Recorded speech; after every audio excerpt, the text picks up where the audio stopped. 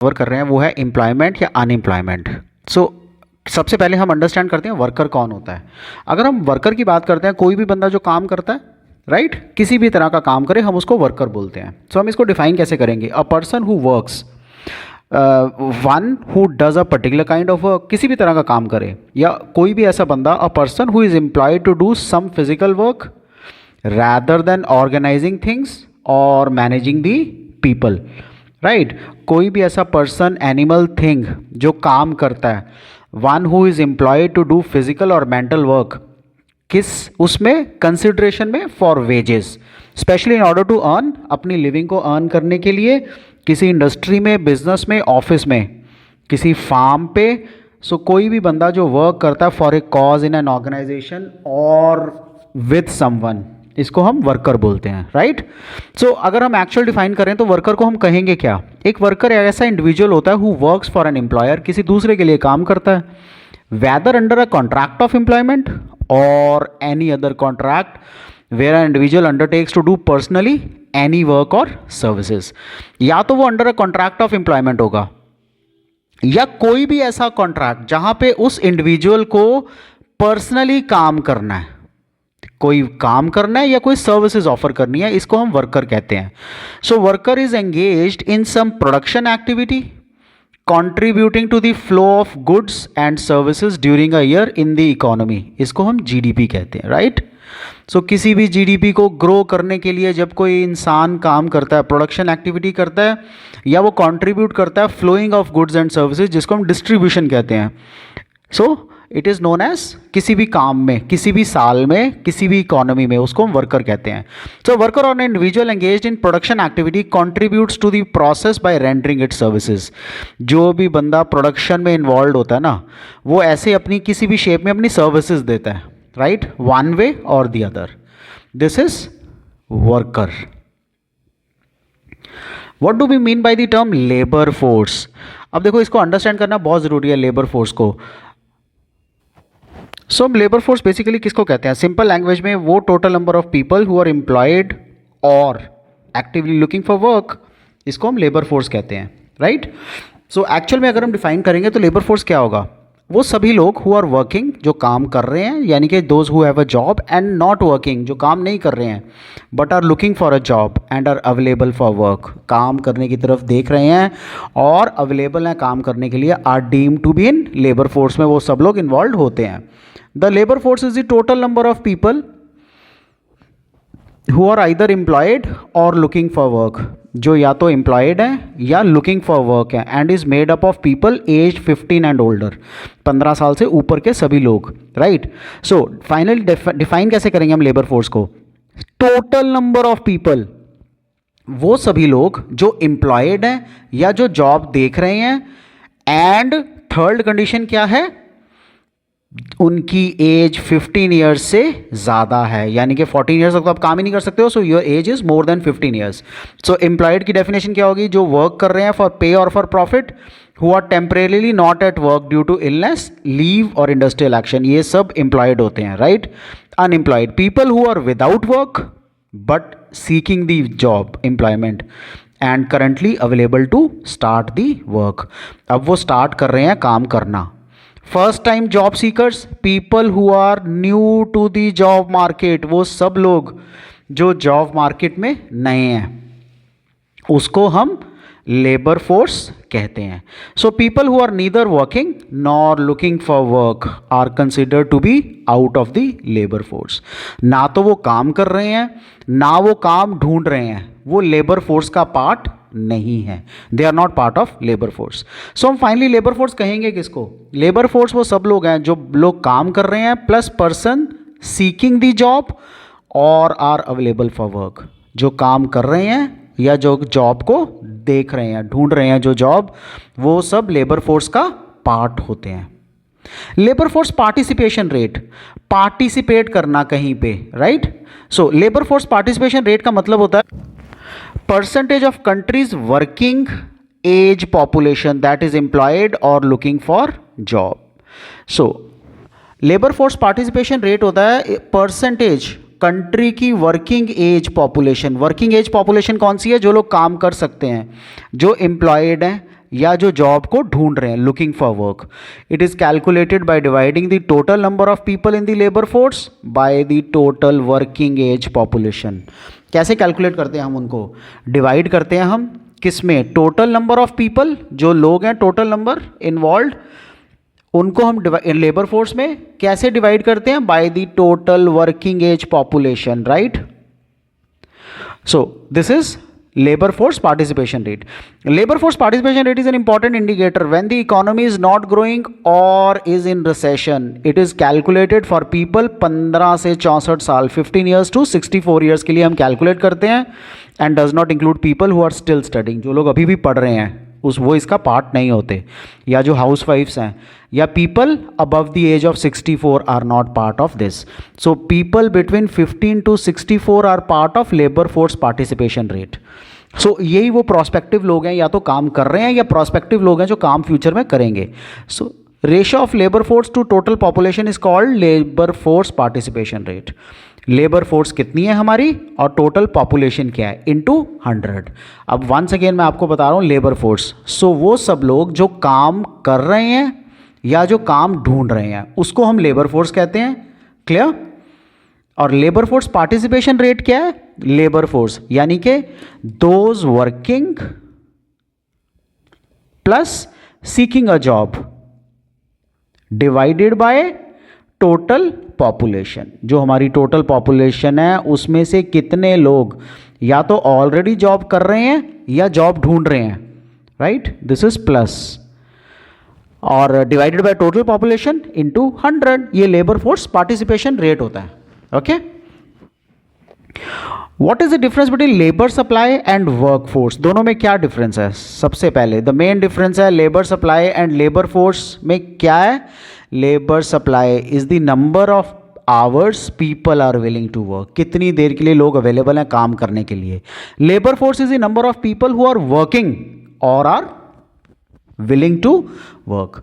सो labour force वो लोग हैं, नंबर ऑफ पीपल जो काम कर रहे हैं या वो विलिंग टू वर्क हैं, राइट? सो ये दोनों में प्राइम डिफरेंस है, लेबर फोर्स में और लेबर सप्लाई में. Labour supply primary number of hours पे डिपेंड करती है, and labour force is employed or seeking employment, right? That is labour force. So labour supply and work force दोनों में क्या डिफरेंस है?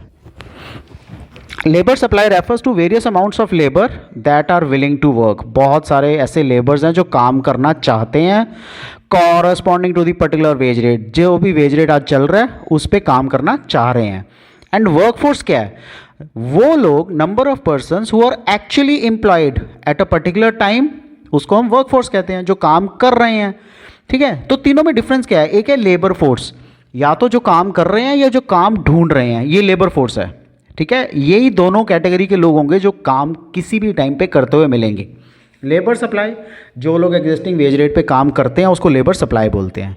वर्क फोर्स वो लोग हैं who are actually employed at a particular time, किसी भी टाइम पे जो एम्प्लॉयड हैं वो वर्क फोर्स का पार्ट है. Labour supply is often represented graphically using a labour supply curve की तरह हम उसको प्रेजेंट करते हैं. Work force is measured in number of days, कितने दिन किसी ने काम किया, and does not depend on the wage rate. ये वेज रेट के ऊपर डिपेंड नहीं करता, जिसने जितनी दिन काम किया, that's it. So it's measured in man days. Labour supply man days, कितने दिन, एंड वेज रेट दोनों पे डिपेंड करता है. Labour force is the sum of people who are employed. So labour force क्या होती है? सम ऑफ पीपल जो एम्प्लॉयड हैं and people who are unemployed. So employed plus unemployed दोनों ही इसका पार्ट होते हैं, right? So labour force is important because it represents the number of available resources in the job market. कितने लोग काम कर रहे हैं या फ्यूचर में काम करने के लिए अवेलेबल हैं. And the overall health of the economy, जो आपकी इकोनॉमी चल रही है उसकी टोटल हेल्थ क्या है. Labour market is an economic term that refers to the availability of workers and the cost of employment. जो भी हमारे वर्कर्स अवेलेबल हैं और जो कॉस्ट ऑफ एम्प्लॉयमेंट है ये उसके ऊपर डिपेंड करती है, कितने वर्कर्स हैं और कितनी कॉस्ट ऑफ एम्प्लॉयमेंट इन्वॉल्व है. एम्प्लॉयमेंट कहते किसको हैं? Employment is termed as a paid mutual work arrangement. पैसे दे के आपस में काम करना, एक ऐसा arrangement between a recruiter and an employee. जो बंदा दूसरे को रिक्रूट करता है और जो एम्प्लॉय एज अ काम करता है. This term applies to an individual who is hired for a salary और कॉम्पनसेशन टू इनिशिएट वर्क और टास्क फॉर एन ऑर्गेनाइजेशन. जो एक ऑर्गेनाइजेशन के लिए काम शुरू करता है और इनिशिएट करता है, लेकिन उसको बदले में कॉम्पनसेशन मिलता है. The employees can negotiate certain items in an employment agreement. The terms and conditions that are included and are mostly determined by the employer. So जो भी कोई एग्रीमेंट होता है ना, सो इसमें होता क्या है कि जो एम्प्लॉयज़ है ना वो नेगोशिएट करते हैं कुछ आइटम्स, कुछ टर्म्स को एम्प्लॉयमेंट के एग्रीमेंट में, और वो जो टर्म्स एंड कंडीशंस है ना वो इंक्लूड होती हैं mostly determined by the employer. जो नौकरी देता है ना वही ये टर्म्स एंड कंडीशंस बनाता है. So this agreement could also be ended by the recruiter और द एम्प्लॉय. दोनों में से कोई भी, या तो रिक्रूटर इस एग्रीमेंट को ख़त्म कर सकता है या एम्प्लॉय इस एग्रीमेंट को ख़त्म कर देता है. अब टर्म्स कॉम्पनसेशन की क्या क्या होती हैं. एम्प्लॉयमेंट एग्रीमेंट जो है ना वो अलग अलग होते हैं. They involve different time commitments and compensation plans. हर एक का अलग अलग कमिटमेंट है टाइम की, अलग अलग कॉम्पनसेशन प्लान्स होते हैं. एम्प्लॉयमेंट कितनी तरह की हो सकती है. Hourly part time job that is paid for a certain amount for each buyer each hour they worked. जो हर एक घंटे वो काम करते हैं, सो सर्टन अमाउंट जो हर एक घंटे वो काम करते हैं, right. Part time job. Full time employment जिसमें इंडिविजुअल्स को सैलरी मिलती है एक फ़िक्स टाइम के बाद, या कुछ एडिशनल बेनिफिट्स मिलते हैं अगर एम्प्लॉयर ने वो फिक्स किए हुए हैं फॉर परफॉर्मिंग द टास्क और वर्क असाइन टू देम.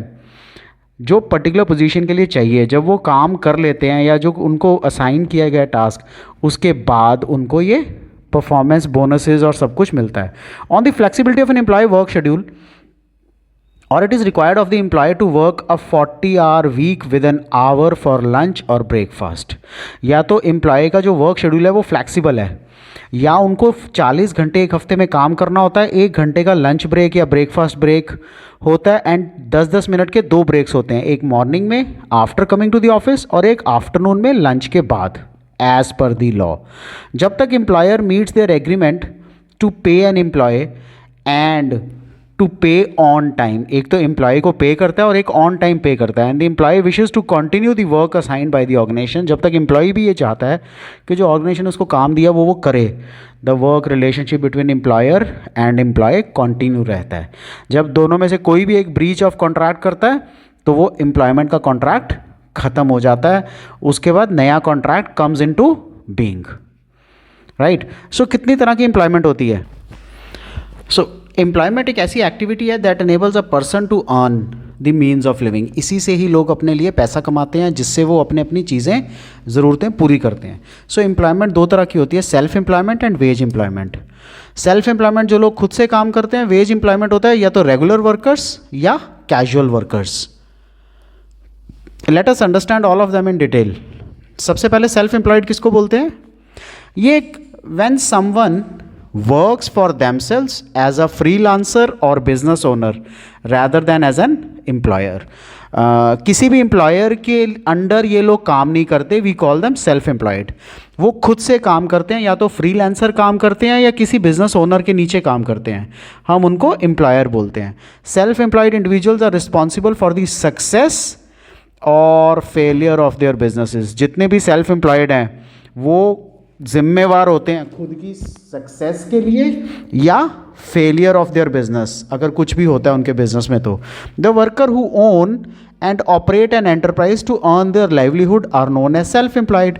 वो लोग जो काम करते हैं लेकिन खुद के बिजनेस में, वो ओन भी करते हैं उसको और चलाते भी हैं, ऑपरेट भी करते हैं अपनी लाइवलीहुड अर्न करने के लिए, इसको हम सेल्फ एम्प्लॉयड कहते हैं. More than 50% of the workforce in India belongs to self employed category. हमारे इंडिया में 50% से ज़्यादा लोग अपना खुद से काम करते हैं, that is they own and they operate their own enterprises. जैसे शॉपकीपर्स, ट्रेडर्स, बिजनेसमैन, ये सब सेल्फ एम्प्लॉयड होते हैं. कुछ करेक्टरिस्टिक्स हैं सेल्फ एम्प्लॉयमेंट की. क्या है वो characteristics. Self employed individuals own and manage there activities. जितने भी सेल्फ एम्प्लॉयड लोग हैं वो खुद से अपनी एक्टिविटीज़ को ओन एंड मैनेज करते हैं, though they may have help from others. हालांकि वो दूसरों की हेल्प लेते हैं. Unfixed earnings. Self employed individuals earnings are not fixed. जितने भी सेल्फ एम्प्लॉयड हैं उनकी इंडिविजुअल्स की अर्निंग्स फिक्स्ड नहीं है. They depend on their income from producing और सेलिंग गुड्स और प्रोवाइडिंग सर्विसेज। जितने भी सेल्फ एम्प्लॉयड होते हैं ना, उनकी अर्निंग्स फिक्स नहीं होती। जो सैलरीड होते हैं उनको पता होता है कि उनको महीने के आखिरी दिन कितने पैसे मिलेंगे, राइट। सो जिनकी अर्निंग फिक्स नहीं है उनको हम सेल्फ एम्प्लॉयड बोलते हैं। वो प्रोड्यूस भी करते हैं, वो गुड्स को सेल भी करते हैं या अपनी सर्विसेज प्रोवाइड करते हैं। सारा रिस्क, सारा रिवॉर्ड उन्हीं का होता है। Self employed individual responsible for taking on the risk of loss and keeping the profits. सारा लॉस, सारा प्रॉफिट इन्हीं इंडिविजुअल्स का होता है। इनको हम सेल्फ एम्प्लॉयड बोलते हैं। अब बेनिफिट्स क्या हैं सेल्फ एम्प्लॉयड के? स्केड्यूल के ऊपर कंट्रोल रहता है पूरा, कब क्या काम करना है ये खुद डिसाइड करते हैं। Self employed individuals can better manage their time and prioritise work life balance. अपने जब उन्होंने काम करना तब वो काम करते हैं। सो वो अपने टाइम को अच्छी तरह मैनेज कर पाते हैं, अपने काम को प्रायोरिटाइज कर पाते हैं, पैशन को परस्यू कर सकते हैं। सेल्फ एम्प्लॉयड लोग, self employed individuals can pursue there patience and turn their interest into a career. जो भी उनका इंटरेस्ट है, फॉर एग्जांपल कुछ लोग गिटार बजाते हैं, म्यूजिक प्ले इंस्ट्रूमेंट्स करते हैं, राइट। ये सब लोग अपने अपने काम को अपना करियर भी बना सकते हैं। पोटेंशियल फॉर हायर अर्निंग्स, अगर वो चाहें एक्स्ट्रा एफर्ट्स करें तो हायर अर्निंग्स उनके लिए पॉसिबल है।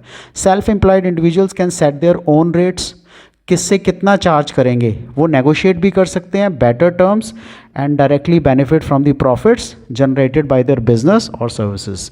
जो भी उनके बिजनेस से, उनकी सर्विसेज से जो भी प्रॉफिट जनरेट होगा, राइट। सेल्फ एम्प्लॉयड इंडिविजुअल जो है ना, वो अपना खुद का रेट सेट कर सकते हैं, नेगोशिएट कर सकते हैं इन सारी टर्म्स के साथ। सेकेंड कैटेगरी थी हमारी वेज और हायर्ड एम्प्लॉइज। सो वेज एम्प्लॉयमेंट एक पेड जॉब कैटेगरी का पार्ट है, जहाँ पे एम्प्लॉय एग्री करता है वर्क करने के लिए फॉर एन एम्प्लॉयर किसी एक कॉन्ट्रैक्ट के अंडर, राइट। वो कॉन्ट्रैक्ट ऑफ एम्प्लॉयमेंट होता है। It can be either formal या इनफॉर्मल, दोनों में से कुछ भी हो सकती है, सैलरीड या पेड आवरली। सो हमने पीछे पढ़ा ना, कॉन्ट्रैक्चुअल जॉब्स होती हैं या आवरली जॉब्स होती हैं, फ्लेक्सिबल जॉब्स होती हैं या रेगुलर जॉब्स होती हैं। So those people who are hired by others, दूसरे लोग उनको हायर करते हैं, उनको वेजेस मिलती हैं, सैलरीज मिलती हैं as a reward for their services, they are called as hired workers. अब what is the difference between wages and what is the difference between salaries? So wages and salaries में क्या फ़र्क है? Wages temporary staff को मिलती है, salaries permanent staff of the firm को मिलती है, right. They offer their labour services to others, अपनी अपनी लेबर सर्विसेज वो दूसरों को ऑफ़र करते हैं और उसके बदले में उनको वेजेस या सैलरीज मिलती हैं। जैसे एक डॉक्टर है, अगर किसी हॉस्पिटल ने एम्प्लॉय किया हुआ है, टीचर किसी स्कूल ने एम्प्लॉय किया हुआ है, तो उनको वेजेस मिलेंगी, सैलरीज मिलेंगी, right. Some characteristics of wage employment, एक तो म्यूचुअल एग्रीमेंट होता है, एम्प्लॉयर और एम्प्लॉय का एक रिलेशनशिप क्रिएट होता है, स्पेसिफिक टर्म्स एंड कंडीशंस के ऊपर ही वो एग्रीमेंट चलता है। Then there is supervision, the employee works under the employer supervision and control during working hours. जो भी एम्प्लॉय होगा वो एम्प्लॉयर के सुपरविजन और कंट्रोल में ही चलेगा। Remuneration, the employee receives remuneration for their work, जो भी उनका काम है उनको उसमें रेमुनरेशन रिसीव होता है, which can be in the form of salary की फॉर्म में, अलाउंसेस की फॉर्म में या बाकी कॉम्पनसेशन की फॉर्म में they will receive there remuneration. Casual workers, a casual worker is someone who is not part of business's permanent workforce, वो उस बिजनेस के परमानेंट वर्कफोर्स का पार्ट नहीं होता, and is hired on as needed basis, जो भी जिस base पे उनको चाहिए उसी बेस पे वो उसको हायर करते हैं। So casual workers are often hired to meet varying demand for work, जितने भी कैजुअल वर्कर्स हैं वो हायर करते हैं to meet the varying demand for work. Varying demand होता है कभी ज़्यादा कभी कम। सो वर्क के वेरिंग डिमांड को पूरा करने के लिए इन वर्कर्स को कैजुअली हायर किया जाता है, and their employment is flexible होती है या इरेगुलर होती है, विच मीन्स जब ज़रूरत होगी तब बुला लिया जाएगा, जब ज़रूरत नहीं होगी तो they will be asked to go. So those people who are not hired by their employers on regular या permanent basis and do not get social security benefits, उनको नहीं मिलते, उनको हम कैजुअल वर्कर्स कहते हैं, राइट। सो दो कंडीशंस क्या हैं? नॉट रेगुलर बेसिस उनको जॉब मिलती है, नॉट रेगुलर कभी मिल गई कभी नहीं मिल गई, and no social security, right. ये दो कैटेगरीज हैं जिसके बेस पे हम कैजुअल वर्कर्स या परमानेंट वर्कर्स को डिफ्रेंशिएट करते हैं। So casual workers are not hired on permanent basis, it means they do not have regular income, नहीं होती उनके पास, प्रोटेक्शन और रेगुलेशन फ्रॉम द गवर्नमेंट नहीं होता, कोई जॉब सिक्योरिटी नहीं होती, कोई सोशल बेनिफिट्स अवेलेबल नहीं है उनको। They account for 32.8% of the India का वर्कफोर्स, यही है। So labour working in construction sites, brick making industries, जितने भी कंस्ट्रक्शन साइट्स पे या ब्रिक मेकिंग इंडस्ट्रीज में काम करते हैं वो सब कैजुअल वर्कर्स का ही पार्ट होते हैं। सो कुछ करेक्टरिस्टिक्स हैं कैजुअल वर्कर्स की, वो क्या हैं? कोई फिक्स्ड आवर्स नहीं होते इनके, no guarantee of work, limited statutory rights, no social security benefits, and casual workers are hired in industries such as retail या कंस्ट्रक्शन इंडस्ट्री में हम इनको हायर करते हैं। They can be engage for a variety of type of contracts, 0 hour contracts, short hour contracts, guaranteed minimum hour contracts, self-employed, freelance contracts, contractor sub contractor agreements and short term fix contracts के लिए हम इनको hire करते हैं। So no fixed hours, casual workers की कोई भी fixed या minimum number of working hours नहीं होते। They must work each week, हमेशा उनको काम करना पड़ता है तभी उनको सैलरी मिलती है। नो गारंटी ऑफ वर्क, सो इनको कोई भी काम करने की गारंटी नहीं है कि इनको मिलेगा ही मिलेगा, कभी इनको एक दिन दूसरे दिन मिलता है, कभी नहीं मिलता। लिमिटेड स्टैट्यूटरी राइट्स, तो कैजुअल वर्कर जितने भी हैं ना उनके स्टैट्यूटरी राइट्स लिमिटेड होते हैं, कोई एम्प्लॉयमेंट रिलेशनशिप इनका एग्जिस्ट ही नहीं करता। Casual workers do not enjoy social security benefits, provident fund, gratuity, ये सब इनके एग्जिस्ट नहीं करते, इनको कोई सोशल सिक्योरिटी बेनिफिट नहीं मिलता बिकॉज ये रेगुलर ही नहीं है एम्प्लॉयज़, राइट। सो उन इंडस्ट्रीज़ में हम इनको एम्प्लॉय करते हैं जो रिटेल या कंस्ट्रक्शन के काम करती हैं। Okay, so variety of types of other contracts इनके इन्वॉल्व होते हैं। सो इनके जो टाइप ऑफ कॉन्ट्रैक्ट्स हैं ना वो ये हैं: 0 hour contracts, short hour contracts, guaranteed minimum hour contract, self employed, freelance contracts, contractor sub contract agreements, short term fix contract, single assignment type contract. So 0 hours मतलब जब काम मिलेगा तभी इनको बुलाया जाएगा और तभी इनको सैलरी मिलेगी। शॉर्ट आवर मतलब ये दिन में 8 घंटे की बजाय सिर्फ 1 ही घंटा काम करेंगे, राइट। सेल्फ एम्प्लॉयड खुद से काम करना, फ्रीलांस कॉन्ट्रैक्ट खुद से काम करना, कॉन्ट्रैक्टर के अंडर काम करते हैं, सब कॉन्ट्रैक्टर के साथ ये लोग काम करते हैं। शॉर्ट टर्म कॉन्ट्रैक्ट्स इनके अवेलेबल होते हैं। ये रेगुलर वर्कर्स, सैलरीड वर्कर्स हम बोलते किसको हैं? सो कोई भी वर्कर जब एंगेज होता है, कोई दूसरा बंदा एंगेज करता है या कोई ऐसी एंटरप्राइज उसको एंगेज करती है and paid his or her wages on a regular basis, they are known as regular salaried employees, regular workers. Please remember, कुछ लोग टेम्परेरी बेसिस पे भी हायर किए जाते हैं, बट दिस इज़ रेगुलर, जो जिसको एक फिक्स पीरियड के बाद सैलरी मिलती है उसको हम रेगुलर वर्कर बोलते हैं। They are hired on permanent basis पे हायर होते हैं ये, उनको सोशल सिक्योरिटी बेनिफिट्स भी मिलते हैं जैसे provident fund, travelling allowance, pension, gratuity, ये सब सोशल सिक्योरिटी बेनिफिट्स उनको मिलते हैं। Regular workers are employees who are hired on permanent basis. ऐसा नहीं है कि वो एक बार हायर कर लिया फिर टेम्परेरी बेसिस पे दूसरी बार उसको निकाल दिया, फिर हायर कर लिया फिर निकाल दिया। No, they are always hired on the permanent basis by an employer and are paid regular salary or wages for their work. They can work full time or part time on regularly scheduled shifts. Full time भी काम कर सकते हैं वो, part time भी काम, right. सो उनकी जो शिफ्ट्स है ना वो रेगुलर होती हैं, इवन पार्ट टाइम भी हो सकती हैं, but they get fix salary, right. या तो वो फुल टाइम काम करेंगे या पार्ट टाइम काम करेंगे, रेगुलर शिफ्ट्स होती हैं उनकी, right. Some examples of regular workers include जैसे चार्टर्ड अकाउंटेंट्स हैं, टीचर्स हैं, स्पोर्ट्स ट्रेनर्स हैं, ये रेगुलर वर्कर्स का पार्ट प्ले करते हैं। रेगुलर वर्कर एक जॉब कॉन्ट्रैक्ट में काम करता है। There is a contract between an employee and an employer which starts when the first contract is signed and continues till the last तक वो काम कंटिन्यू रखता है। They account for 14.6% of India's workforce. Total जितनी India की workforce है उसमें से 14.6% सिर्फ रेगुलर वर्कर्स हैं, रेगुलर वर्कर्स जिनको सैलरी मिलती है। So salaried employees are a type of regular workers who received a fixed amount of compensation, इनको मिलता है regardless of their working hours, कितनी मर्जी घंटे वो काम करें बट उनको फिक्स्ड अमाउंट ऑफ कॉम्पनसेशन मिलेगा। दे यूजली रिसीव अ पे चेक ऑन रेगुलर बेसिस पे उनको सैलरी मिलती है, सच एज बाई वीकली और monthly. What is by weekly? By weekly का मतलब होता है हफ्ते में 2 बार या महीने में 1 बार उनको जो सैलरी मिलती है, जो उनको इनकम मिलती है, चाहे वो बाई वीकली हो, मंथली हो या किसी भी और पैरामीटर पे, उसमें कुछ पेड हॉलीडेज होती हैं एज पर द लॉस, कुछ केयर बेनिफिट्स होते हैं और कुछ बाकी के एडिशनल बेनिफिट्स भी इन्वॉल्व होते हैं। सो इन सबको हम रेगुलर वर्कर्स कहते हैं, जो बेसिकली सैलरीड रेगुलर वर्कर्स होते हैं। हमारा एम्प्लॉयमेंट डिस्ट्रीब्यूशन क्या है 1999-2000 में? सेल्फ एम्प्लॉयड 52.6% लोग सेल्फ एम्प्लॉयड थे, regular workers 14.6 and casual workers 32.8, right. So total 100% of the workers were, जो लोग काम कर रहे थे उनमें से. Nature of employment was this. So distribution of workforce industry wise क्या था 99-2000 में?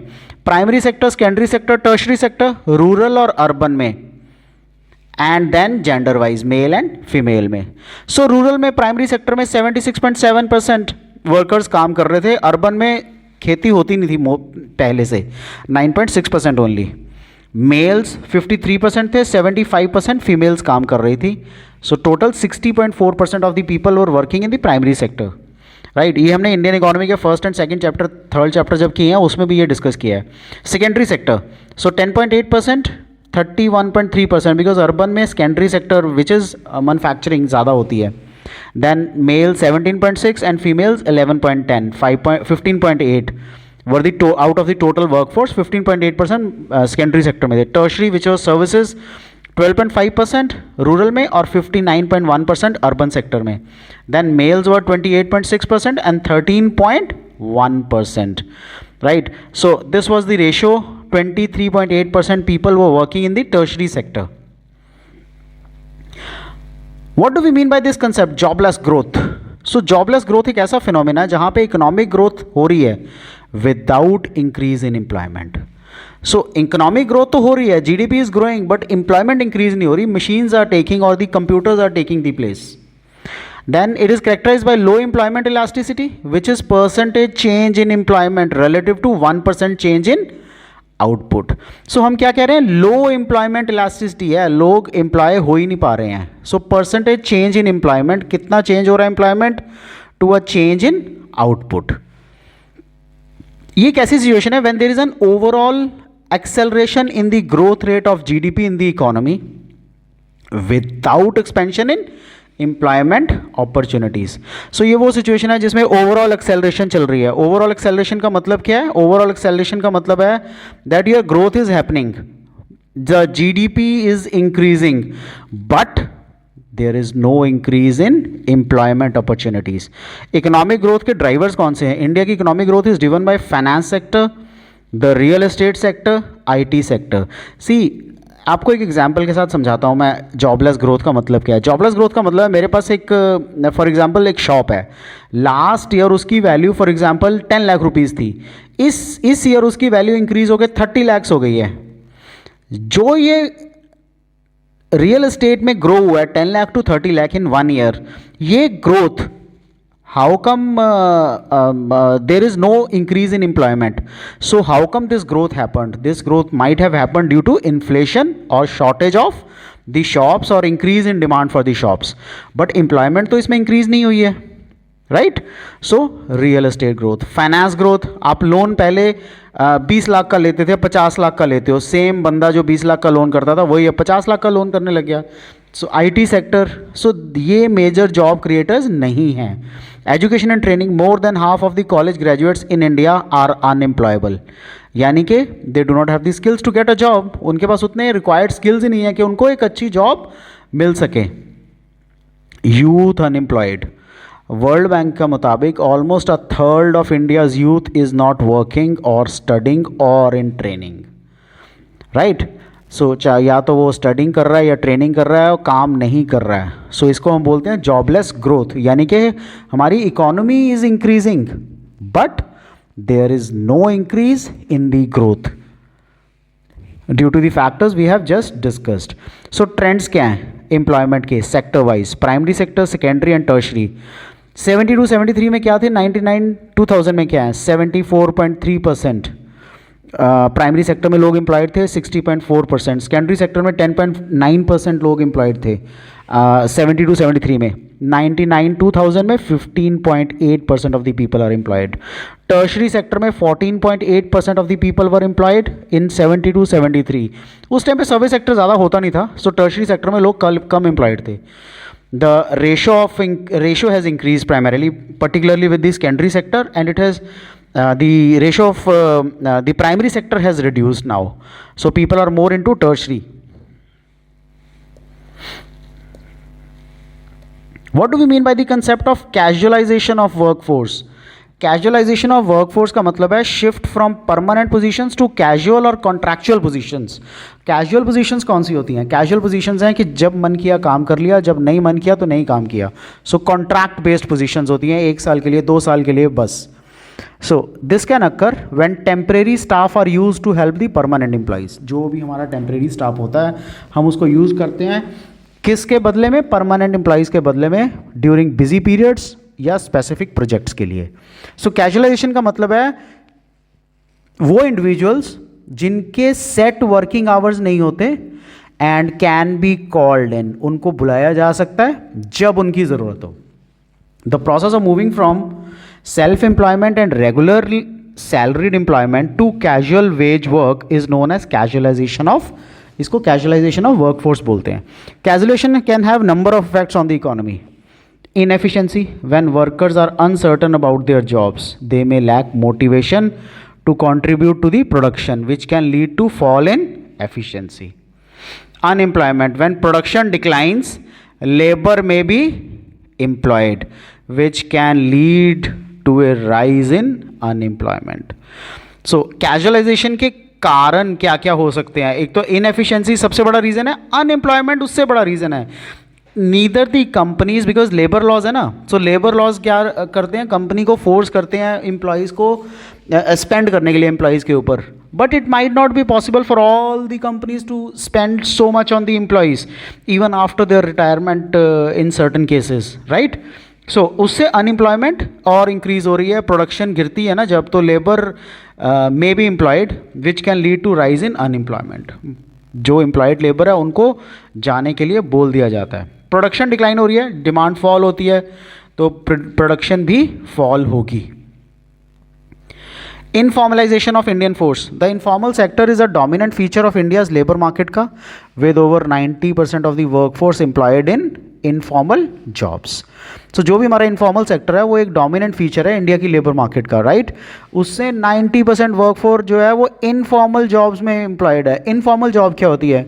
एक सब्जी वाले की रेडी पे एक छोटा सा बच्चा, आई मीन 14-15 ईयर्स प्लस बच्चा काम कर रहा है, that is a kind of informal job. This includes workers who are even घरों में हेल्प जो है वो कई बार छोटे छोटे बच्चे होते हैं which are of course 14-15 years, but still वो सब इनफॉर्मल सेक्टर का पार्ट है। सो इसमें वर्कर्स हैं हु आर सेल्फ एम्प्लॉयड और casual and who often lack written contracts, नहीं होते उनके पास, उनकी पेड लीव्स नहीं होती और एम्प्लॉय बेनिफिट्स नहीं मिलते उनको। इनफॉर्मल सेक्टर का नेगेटिव कॉन्सिक्वेंसेज होते हैं।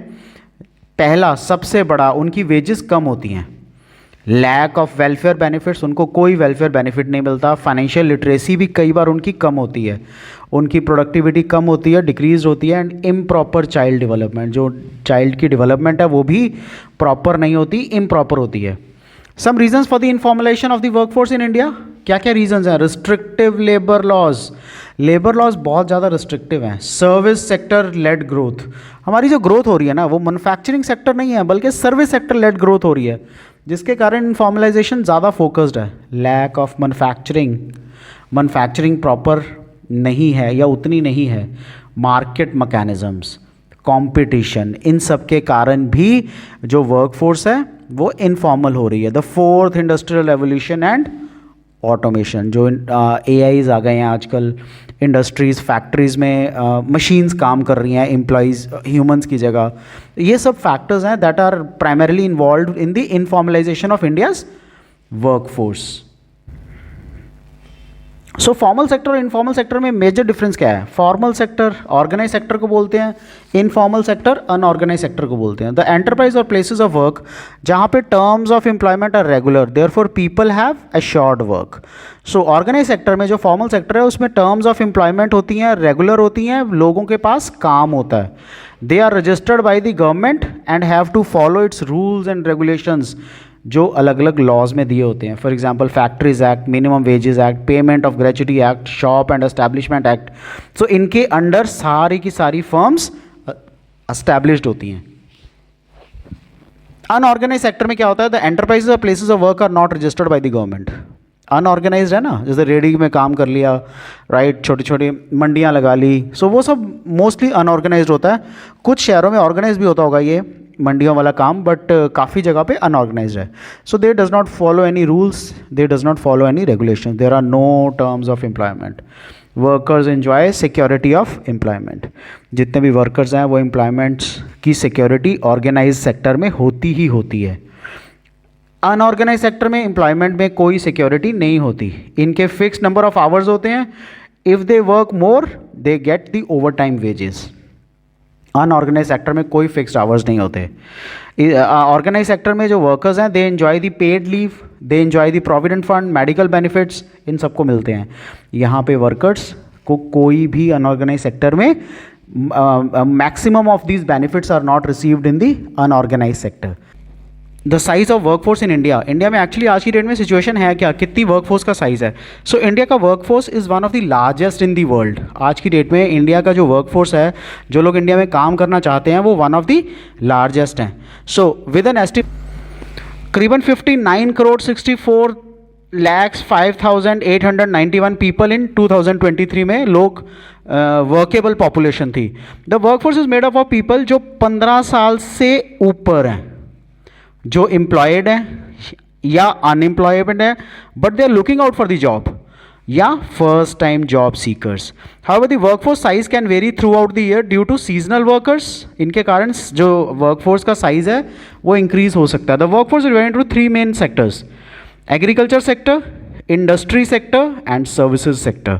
सो एग्रीकल्चर सेक्टर में क्या होता है, 35 से 45% लोग एग्रीकल्चर में इन्वॉल्व हैं, 25 से 30% लोग इंडस्ट्री में इन्वॉल्व हैं, एंड सर्विसेज में 30 से 40%. 70% of the work force comprises of the male workers, 30% female workers हैं. 70% of the work force is found in rural areas. Urban में workforce is only 30% of the total. So percentage of female workforce in rural areas is nearly 30% है, while it is only 20% urban areas में. Primarily workforce जो है ना वो rural based है. क्यों? सो rural based workforce का मतलब क्या है? पहले तो इसका मतलब है majority of reasons working population is employed in rural areas. जितनी भी मैक्सिमम पॉपुलेशन है वो रूरल में काम करती है. ऑफन प्राइमरीली एंगेज्ड इन कौन सी एक्टिविटीज़ होती हैं रूरल में? हमने रूरल डेवलपमेंट के चैप्टर में पढ़ा भी है. सो एक्टिविटीज़ होती हैं primarily the agriculture activities due to the concentration of people living in गाँव में, कंट्री साइड में या अर्बन सेंटर्स में जो लोग काम करते हैं. This typically signifies high proportion of the work force is involve in farming में या फिशिंग में या बाकी के प्राइमरी सेक्टर जॉब्स में इन्वॉल्व है हाई प्रपोर्शन वर्कफोर्स का. So this is simply because bulk of the jobs are in rural areas में मैक्सिमम जॉब्स होती हैं. This implies that more people are engaged in farming and allied activities में ज़्यादा लोग involve हैं, contributing less to the GDP. जो लोग farming में इन्वॉल्व हैं, जो लोग ऐसी फार्मिंग के साथ में अलाइड एक्टिविटीज़ में इन्वॉल्व है ना, उनका जो GDP में कॉन्ट्रीब्यूशन वो बहुत कम है. Why? Because agriculture products are cheaper in price, in cost, right. जितने भी प्राइमरी सेक्टर के प्रोडक्ट्स हैं वो चीपर होते हैं. हमने फर्स्ट चैप्टर भी जब किया था उसमें हमने इंडियन एग्रीकल्चर की बिफोर 1947 में जो सिचुएशन बताई थी उसमें ये बताया था ना, प्राइमरी सेक्टर के गुड्स हम लोग एक्सपोर्ट करते थे जिनकी प्राइसेस कम होती थी, एंड मैन्युफैक्चरिंग तैयार हुए गुड्स हम वापस मंगवाते थे जिनकी प्राइसेस ज़्यादा होती थी. This means productivity of the workers is low. So low productivity implies low earnings. जितनी भी प्रोडक्टिविटी कम होगी उसका मतलब अर्निंग्स लो होंगी, which is why there is wide spread poverty in rural areas. यही प्राइमरी रीजंस हैं जिनके कारण रूरल एरियाज में पॉवर्टी है, मैक्सिमम वाइड स्प्रेड पॉवर्टी है. Next is percentage of female workforce lower in urban areas. गाँव में फीमेल ज़्यादा काम करती हैं, अर्बन में फीमेल्स कम काम करती हैं. कारण क्या है इसका? इसका रीज़न है female education in India is still a far cry. अगर हम कहते हैं ना फीमेल इतने पढ़ गई हैं, इतनी पढ़ गई हैं, इतनी पढ़ गई हैं, above 70% of the females are educated और दे आर वर्किंग.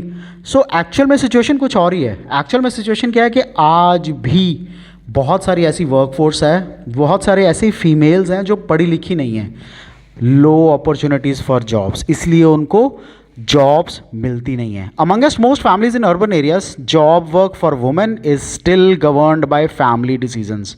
जो फीमेल्स काम कर रही हैं, जितनी फीमेल जॉब कर रही हैं, उनका फैमिली डिसीजन होता है कि जॉब वर्क करना है या नहीं करना है, राइट। सो मैक्सिमम फैमिलीज़ में, अर्बन एरियाज़ में जितना भी जॉब वर्क है वुमेन का, वो गवर्नड बाय फीमेल के डिसीजन से ही गवर्न होता है, किसी और के डिसीजन से गवर्न नहीं हो पाता। विच मीन्स जो फीमेल्स का काम है, जो जितना भी वो काम करती हैं, वो फैमिली के डिसीजन से गवर्न होता है रैदर दैन किसी और के डिसीजन से, ठीक है। सो इंडिविजुअल अपने डिसीजन से वो कुछ भी डिसाइड नहीं कर पाती हैं, उनके लिए क्या अच्छा है क्या बुरा है, it is the family which makes a decision. और क्योंकि फैमिली को कई बार वो सर्कमस्टांसेस नहीं पता होते, इसलिए वो अच्छा डिसीजन शायद नहीं ले पाते हैं। So higher employment among women in rural areas is owing to wide spread poverty. गाँवों में पॉवर्टी रेट ज़्यादा होता है, गाँवों में पॉवर्टी ज़्यादा होती है, इसलिए वहाँ पे लोग, वुमेन जो है वो ज़्यादा एम्प्लॉयड है rather than in the urban areas. What is the distribution of workforce by industry in India in 2023?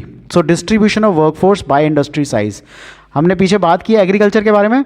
The largest employer in India, 253 million employees in 2023.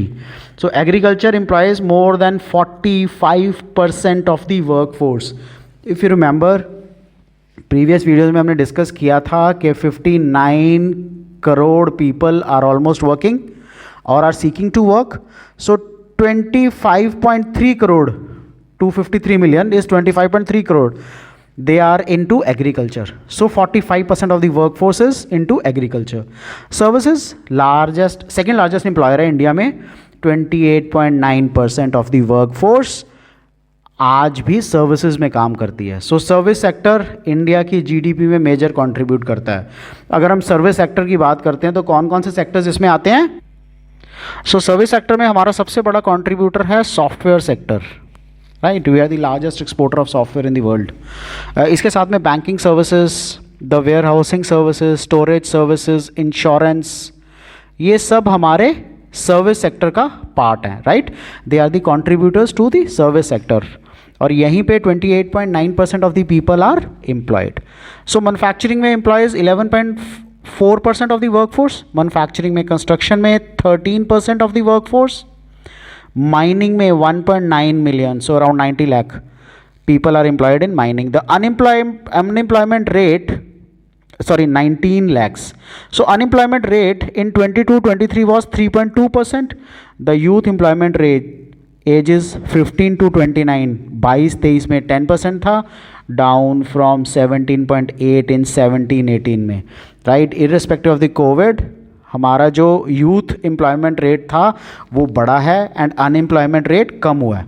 The female labour participation rate भी increase हुआ है and employment for the educated people has increased substantially in the last 7 years. तो जितने भी पढ़े लिखे लोग हैं उनके लिए बहुत ज़्यादा एम्प्लॉयमेंट इंक्रीज़ हुई है in the last 7 years.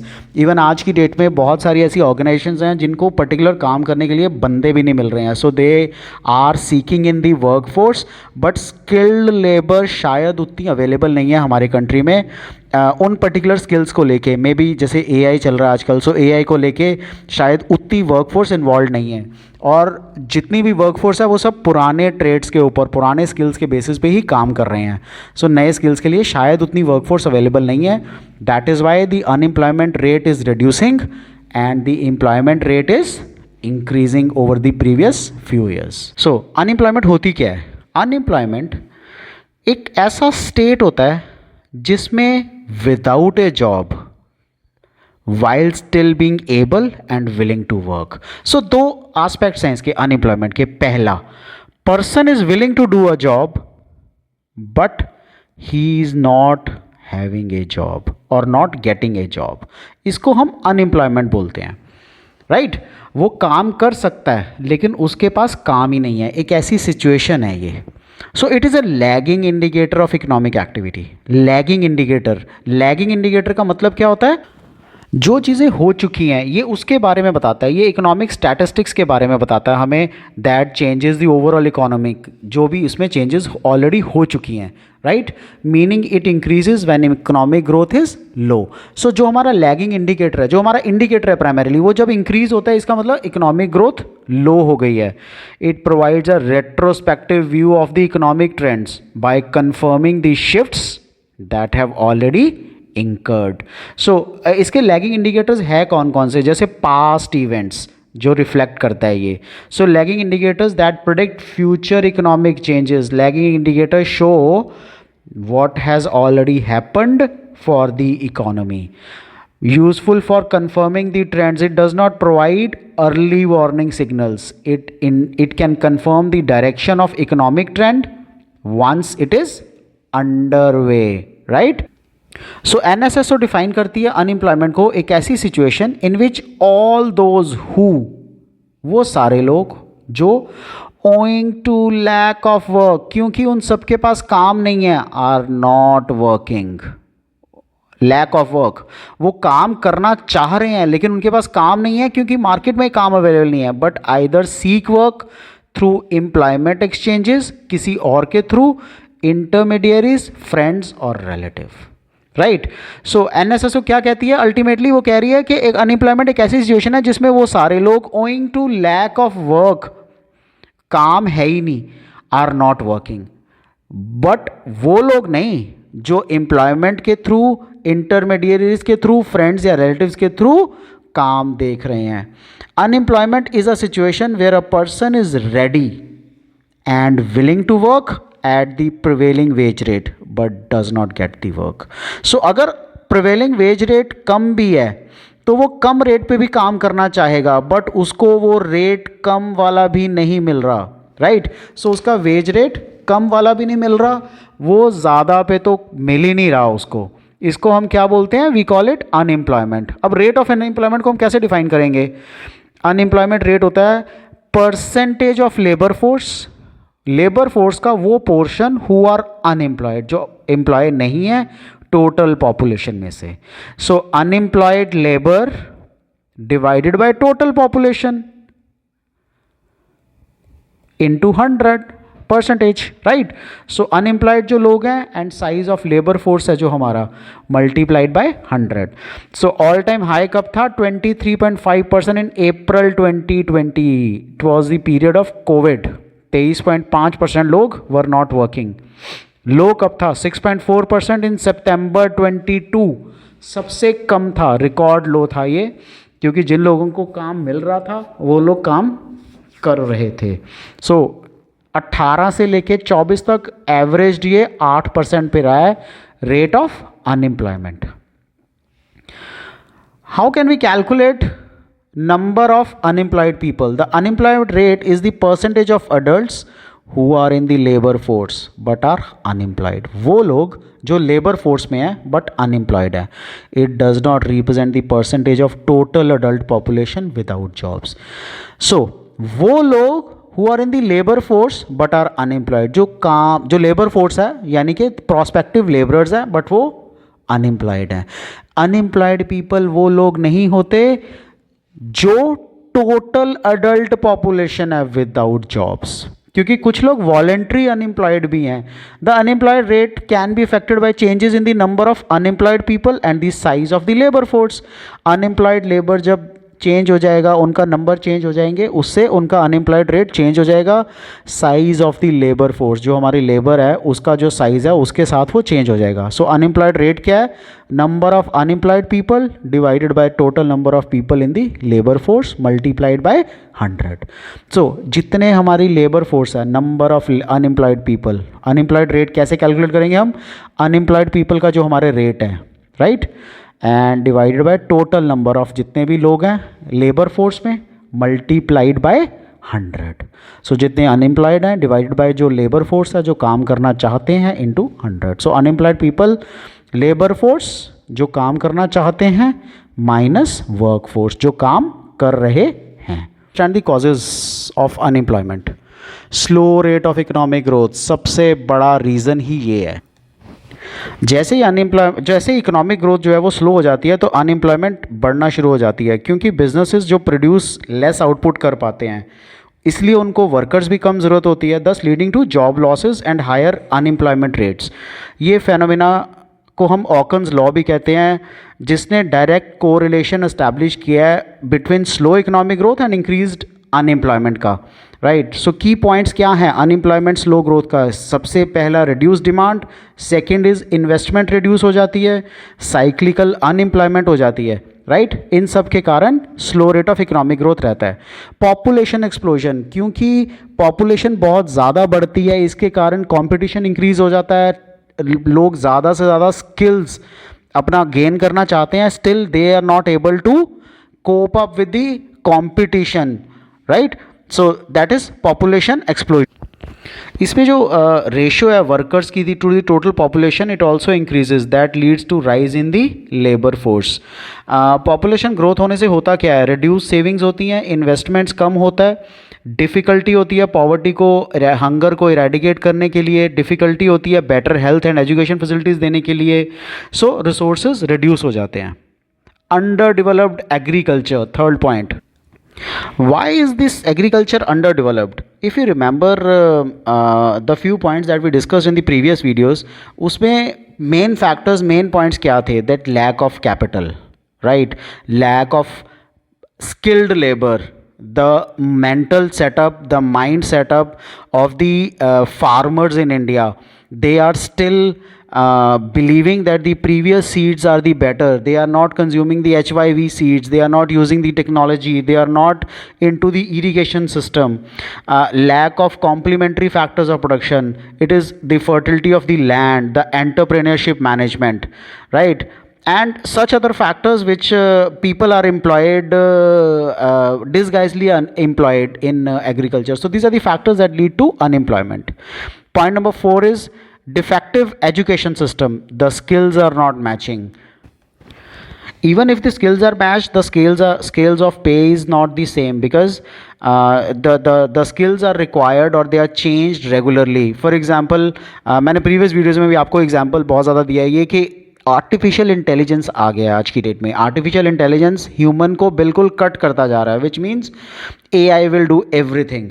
Right, so होता क्या है, ये अनएम्प्लॉयमेंट के कारण, डिफेक्टिव एजुकेशन सिस्टम के कारण एक ऐसी सिचुएशन आ जाती है where people are unable to find the jobs despite having the educational qualifications. इसका रीज़न क्या है? एजुकेशन सिस्टम फ्लॉ है, उसमें एक फ्लॉ है। Often lacking the practical skills नहीं सिखाते, not adequately preparing the graduates for the jobs that are available in the market. इससे फेनोमिना क्या होता है? एजुकेटेड अनएम्प्लॉयमेंट इंक्रीज होती है। राइट, सो रेलेवेंट स्किल्स नहीं हो पाते, क्यूरिकुलम मिसमैच होता है, क्वालिटी ऑफ एजुकेशन भी उतनी अच्छी नहीं है। इससे होता क्या है? इससे एजुकेटेड अनएम्प्लॉयमेंट रेट बहुत ज़्यादा इंक्रीज हो जाता है, या ग्रेजुएट्स को फोर्स किया जाता है कि वो अपने एजुकेशन लेवल से बिलो जॉब्स करें। उनका स्किल सेट है due to limited employment opportunities, उनका प्रॉपर हम स्किल सेट यूज़ नहीं कर पाते। A poorly educated workforce economic growth को, डेवलपमेंट को हिंडर करती है। राइट, सो हमें इसके लिए करना क्या चाहिए? हमें क्यूरिकुलम जो हमारा एजुकेशन प्रोग्राम्स हैं, जो हमारा एजुकेशन सेटअप है, उसको रिफॉर्म करना चाहिए। वोकेशनल ट्रेनिंग्स लानी चाहिए, इंडस्ट्री के साथ पार्टनरशिप लानी चाहिए, बिकॉज अल्टीमेटली जॉब्स इंडस्ट्रीज़ में करनी है। सो इंडस्ट्री क्या चाहती है? कॉलेजेस के साथ टाई अप हो। Even teachers should be adequately trend. Slow growth of the industry हमने ऊपर पढ़ा ही है, because of slow rate of economic growth, so industry की ग्रोथ प्रोग्रेस भी स्लो होती है। इसके कारण होता क्या है? इसके कारण बहुत सारे ऐसे लोग हैं, number of people are jobless. Industrial sector किसी भी इकोनॉमी में एक्सपैंड नहीं कर पा रहा है रैपिडली, इससे फ्यूअर न्यू जॉब्स आती हैं, रादर जॉब ओपनिंग्स बहुत ही कम होती हैं, and potential job losses at companies scale back production due to low demand. इसको हम स्ट्रक्चरल अनएम्प्लॉयमेंट भी कहते हैं। इससे वर्कर जो है ना, वर्कर का भी, इंडस्ट्रियल ग्रोथ जब स्लो डाउन होती है तो फैक्ट्रीज में फ्रस्ट्रेशन इंक्रीज होती है, वर्कर्स की सैलरी रिड्यूस होती है, या कुछ वर्कर्स को निकाल भी देते हैं, ले ऑफ्स होते हैं। अनएम्प्लॉयमेंट इंक्रीज़ होती है, इससे स्पेशलाइज स्किल्स जो इंडस्ट्री को चाहिए वो भी अफेक्ट होता है। बेसिकली जो आज की डेट में टेक्नोलॉजिकल एडवांसमेंट्स आ रही हैं, जो कंपटीशन इंक्रीज़ हो रहा है, इन्वेस्टमेंट्स कुछ सेक्टर्स में हैं कुछ में नहीं हैं, इकोनॉमिक डाउन टर्न्स, ये सब रीजंस हैं of the slow industrial growth. So हमें करना क्या चाहिए, इसके लिए हमें प्राइमरीली स्किल्स डेवलप करने चाहिए, डाइवर्सिफिकेशन ऑफ द इकोनॉमी करनी चाहिए, और गवर्नमेंट की पॉलिसीज़ इस दिशा में और ज़्यादा होनी चाहिए। Decline of cottage and small scale industry, हमने पीछे पढ़ा है कि रूरल इंडस्ट्री में हमारे बहुत सारे लोग रूरल सेक्टर में कॉटेज और स्मॉल स्केल इंडस्ट्रीज़ में इन्वॉल्व थे, लेकिन because of the advent of machines और lack of infrastructure in the rural areas और poor credit facilities loans to the cottage industry, so उनका भी काफ़ी डिक्लाइन होना शुरू हो गया, जिसके कारण unemployment has actually risen. Planning, the planning is also not up to the mark, it is faulty। अब faulty planning से हमारा मतलब क्या है? faulty planning means एक बड़े हाई लेवल तक, सिग्निफिकेंट लेवल तक अनएम्प्लॉयमेंट अराइज हो जाती है क्योंकि पुअरली डिज़ाइंड इकोनॉमिक पॉलिसीज़ या जो हमारे डेवलपमेंटल प्लान्स हैं वो हमारा मिसमैच होता है, या जॉब्स में, वर्कफोर्स में जो लोग चाहिए वो हम प्लान प्रॉपरली नहीं कर पाते। So it affects all the sectors, the infrastructure sector, faulty planning, infrastructure sector, industrial sector, agriculture sector, foreign sector, it affects everyone. इससे होता क्या है, people not being able to find the work, so there is demand for labor in the market। the planning did not adequately consider job creation as a priority, नहीं वो consider करते। की points क्या हैं अनएम्प्लॉयमेंट के, faulty planning के? Basically lack of focus होता है जॉब क्रिएशन का, स्किल्स मिसमैच होते हैं, इनएडिक्वेट इंफ्रास्ट्रक्चर डेवलपमेंट है, एंड रीजनल डेवलपमेंट भी प्रॉपर नहीं हो पाती। सो फॉल्टी प्लानिंग जो अनएम्प्लॉयमेंट को लीड करती है, बहुत ज़्यादा लीड करती है, रादर फॉल्टी प्लानिंग के कारण बहुत ज़्यादा अनएम्प्लॉयमेंट इंक्रीज़ हो सकती है। कैसे? ओवर एम्फेसाइज होता है हैवी इंडस्ट्री, हम कहते हैं कि लार्ज स्केल इंडस्ट्रीज़ ओपन करो, उससे बहुत एम्प्लॉयमेंट मिलेगी, लेकिन उससे बहुत सारे रिसोर्सेज भी जाएंगे, वोकेशनल ट्रेनिंग नहीं है, and poor implementation of economic policies. So हमें करना क्या चाहिए, हमें कॉम्प्रिहेंसिव एम्प्लॉयमेंट स्ट्रैटेजीज़ बनाने चाहिए, एक सेक्टर के लिए नहीं, मल्टीपल सेक्टर्स के लिए। स्किल डेवलपमेंट इनिशिएटिव्स होने चाहिए, बैलेंस्ड रीजनल डेवलपमेंट होनी चाहिए, एंड इफेक्टिव पॉलिसी इवैल्यूएशन हमें बनाना बहुत ही ज़रूरी है। Next is inadequate employment planning. So मैंने फॉल्टी प्लानिंग में वही चीज़ कवर की है कि जो एम्प्लॉय कैसे होंगे, किस बेस पे उनको जॉब्स देनी है, वो प्लानिंग ही प्रॉपर नहीं है, वो इनएडिक्वेट एम्प्लॉयमेंट प्लानिंग है। लोग प्लान ही नहीं कर पा रहे हैं क्योंकि हमारी पॉपुलेशन इतनी ज़्यादा ग्रो हो रही है, तो हम उस पॉपुलेशन के साथ मैच नहीं कर पा रहे अपने आप को। सो इससे क्या हो रहा है, गैप रख रहा है between the number of jobs that are available and the number of people who are looking out for the jobs. Low capital formation, low capital formation का मतलब क्या है, हम आज लैंड खरीदते हैं लेकिन उसके ऊपर जब हम कंस्ट्रक्शन करते हैं तो वो कैपिटल फॉर्म का पार्ट है, हम उतना कैपिटल को फॉर्म नहीं कर पा रहे हैं, या हमारा rate of increase in capital formation is very very low, right. So कारण क्या है इन सब चीज़ों के, एक ऐसी सिचुएशन आ जाती है जहाँ पे लैक ऑफ इन्वेस्टमेंट है, इनएडिक्वेट कैपिटल एकमुलेशन हो रहा है किसी भी इकोनॉमी में, इससे limited business expansion and job creation होती है, resulting in high unemployed rates, इससे अनएम्प्लॉयड का रेट बहुत बढ़ जाता है। When there is not enough money being invested in new industries and infrastructure, there aren't enough jobs to absorb the available workforce, को absorb करने के लिए उतनी जॉब्स भी नहीं बच पाती हैं। की पॉइंट्स इसके क्या होंगे, इससे बिजनेस की ग्रोथ पे इम्पैक्ट होता है, इकोनॉमिक एक्टिविटी प्रॉपर हो नहीं पाती। अब लो कैपिटल फॉर्मेशन का रीज़न क्या हो सकता है, low savings rate, political environment is unstable, lack of access to credit and poor infrastructure. So हमें करना क्या चाहिए, इन्हीं जो कॉजेज़ थे इनको हमें रिमूव कर देना चाहिए, which means we have to promote the savings, then investment friendly policies बनानी चाहिए, develop the financial markets, and we have to infrastructurally develop ourselves. Excessive use of foreign technology, हमें फॉरेन टेक्नोलॉजी ज़रूरत से ज़्यादा हम यूज़ करने लग गए हैं, इससे क्या हो रहा है, जो हमारी लेबर है, क्योंकि टेक्नोलॉजी एक तो यूज़ हो रही है तो हमारी लेबर यूज़ नहीं हो रही है। दो ही मेथड है ना कंस्ट्रक्शन के, मैन्युफैक्चरिंग के, या तो कैपिटल इंटेंसिव होना चाहिए या लेबर इंटेंसिव होना चाहिए। अगर हम टेक्नोलॉजी यूज़ कर रहे हैं वो भी फॉरेन की टेक्नोलॉजी, तो हमारी मैन्युफैक्चरिंग तो इंडिया में हो ही नहीं पा रही है, क्योंकि हमारे कंट्री में मैन्युफैक्चरिंग नहीं हो पा रही है, इससे unemployment rate is increasing. Lack of financial resources, उतने फाइनेंसेस, उतने रिसोर्सेज नहीं हैं जितने हमें चाहिए। इस कारण से प्रॉपर इन्वेस्टमेंट नहीं हो पा रही, तो हमारी कैपिटल फॉर्मेशन नहीं है, इससे हमारी प्लानिंग फॉल्टी होती जा रही है, राइट। हमारा industrial growth, economic growth slow हो रहा है, एग्रीकल्चर को हम सपोर्ट नहीं कर पा रहे हैं। So lack of financial resources सबसे इंपॉर्टेंट फैक्टर है। इंक्रीज़ इन लेबर फोर्स, हमने अभी डिस्कस किया ना कि पॉपुलेशन ज़रूरत से ज़्यादा इंक्रीज़ कर गई है। जितनी ज़्यादा इंक्रीज़ इन पॉपुलेशन होगी, उनको रिसोर्सेज भी उतने ही चाहिए, उनको एम्प्लॉयमेंट अपॉर्चुनिटीज़ भी चाहिए, राइट। सो अनएम्प्लॉयमेंट के इंक्रीज़ होने का एक अनदर बड़ा reason increase in labour force भी है। इससे होता क्या है प्राइमरी, क्योंकि ज़्यादा से ज़्यादा लोगों को जॉब्स चाहिए। जैसे ही वो ज़्यादा से ज़्यादा लोग एक्टिवली जॉब को सीख करते हैं, नंबर ऑफ़ जॉब्स उतनी ही हैं, स्टेगनेंट हैं। इससे larger pool of potential workers बनता है, जिससे limited positions, limited number of positions भर पाती हैं। स्ट्रक्चरल अनएम्प्लॉयमेंट हम इसी को बोलते हैं, जब skills of the new entrants to the labour force match नहीं कर पाता जो डिमांड चाहिए उस मार्केट को। सो इसका रीज़न प्राइमरीली क्या है? इंक्रीज इन लेबर फोर्स का प्राइम रीज़न है पॉपुलेशन ग्रोथ, और स्किल मिसमैच अनएम्प्लॉयमेंट का सबसे बड़ा रीज़न है। Then economic factors and demographic factors. करना क्या चाहिए हमें? स्किल डेवलपमेंट प्रोग्राम चलाने चाहिए, एंटरप्रेन्योरशिप को प्रमोट करना चाहिए। Why shall a labour a person look out for a job, rather they shall be creating the job. Economic diversification होना चाहिए and labour market policies improve करनी चाहिए हमें, right. These were the causes of unemployment. अब remedial measures में क्या है? Remedial measures में है जो हमने पीछे पढ़ा ना सारा, उसी का एक काउंटर है ये। So remedial measures for unemployment, accelerating growth of GDP. जितना हमारे इकोनॉमिक पैरामीटर्स, जितना हमारा जीडीपी ग्रो करेगा, हमारा जीडीपी ग्रो कैसे करेगा? हमारा जीडीपी ग्रो करेगा ज़्यादा से ज़्यादा एक्सपेंडिचर करने पे। कौन कौन एक्सपेंडिचर करेगा?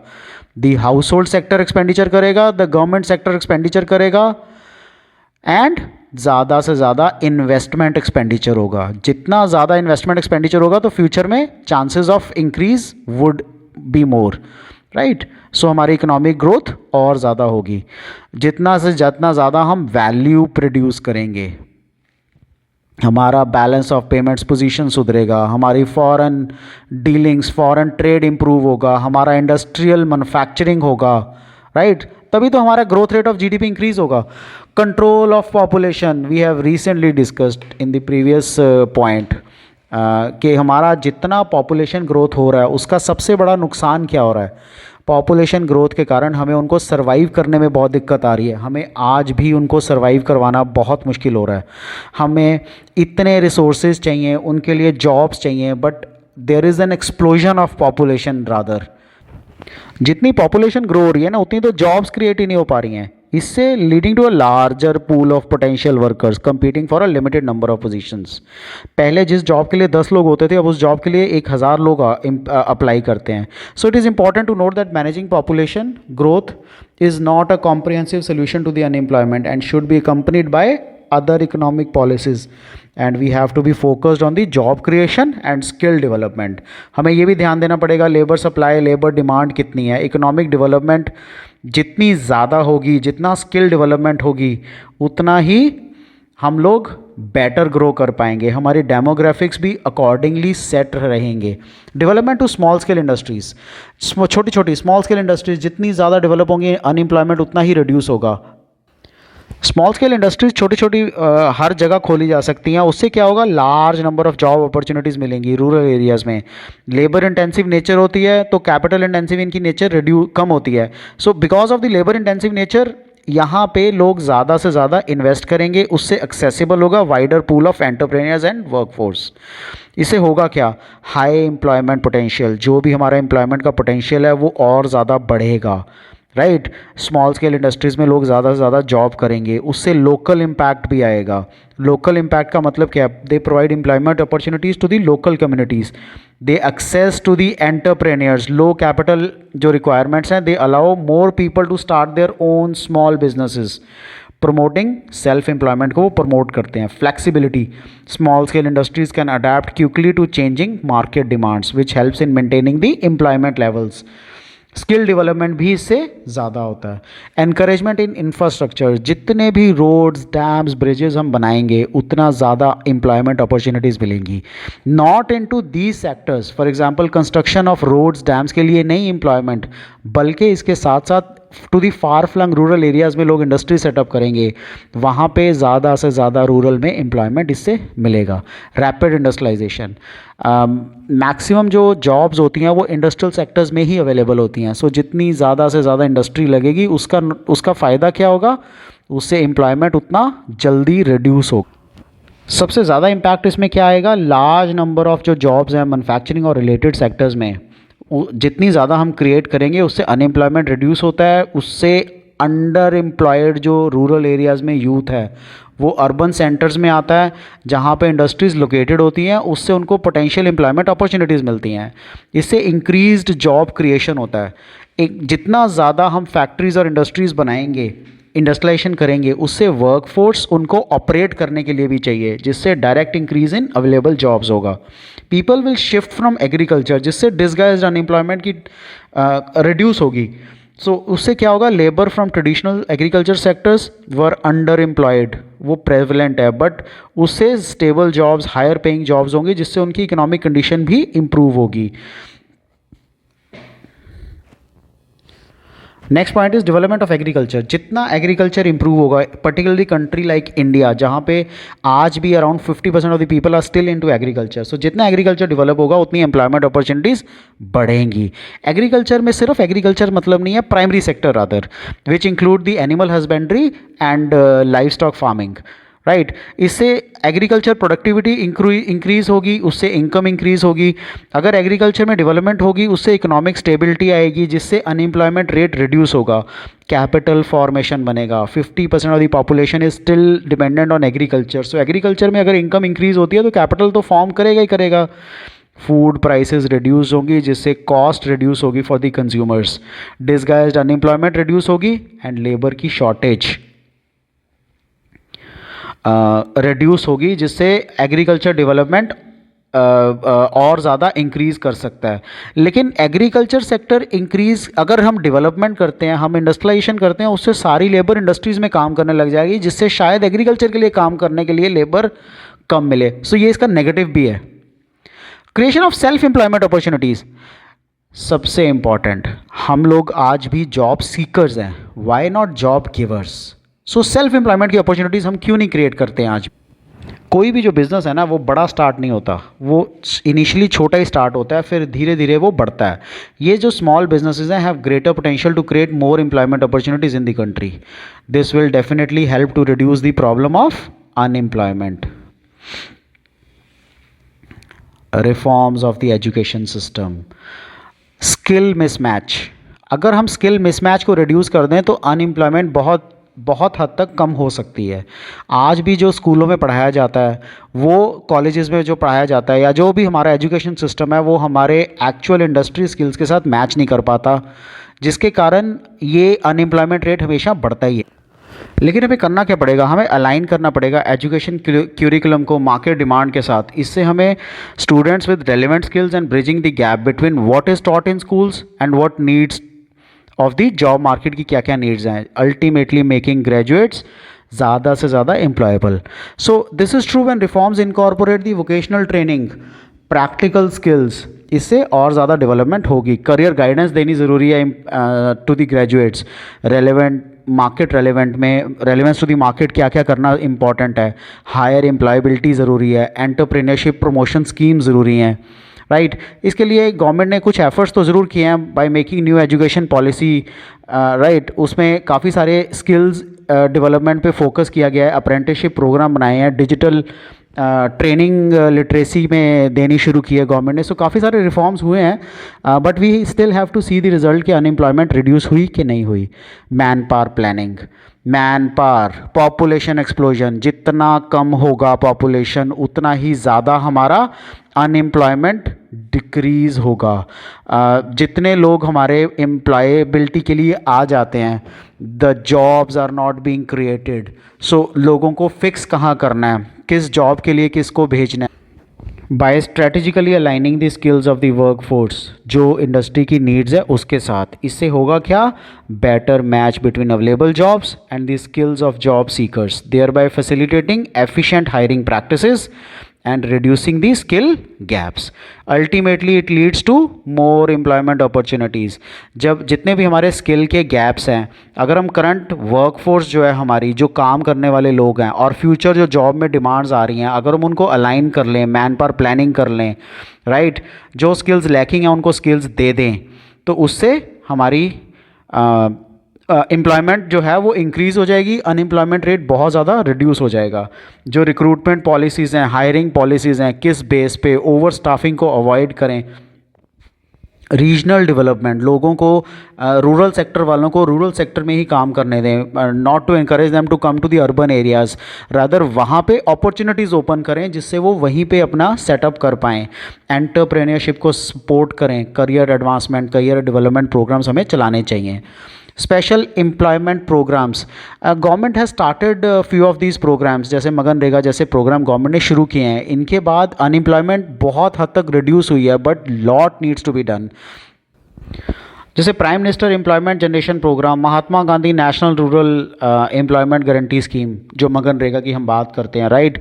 देर are few other schemes in the name of Deen Dayal Antyodaya Yojana. इन सब स्कीम्स के through government has started gathering the data and then making the effort जिससे अनएम्प्लॉयमेंट रिड्यूस हो. इससे गवर्नमेंट के ऊपर भी बहुत सारा बर्डन रिड्यूस होता है.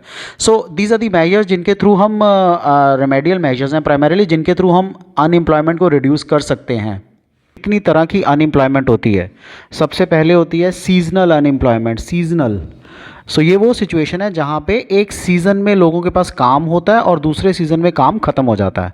It refers to a situation where number of person that are not able to find a job in a particular season. Unemployment है ना, सो किसी भी बंदे को अनएम्प्लॉयड होने के कारण उस सीज़न में काम नहीं मिल पाता. Seasonal unemployment occurs when there is decrease in the demand for labour due to seasonal patterns.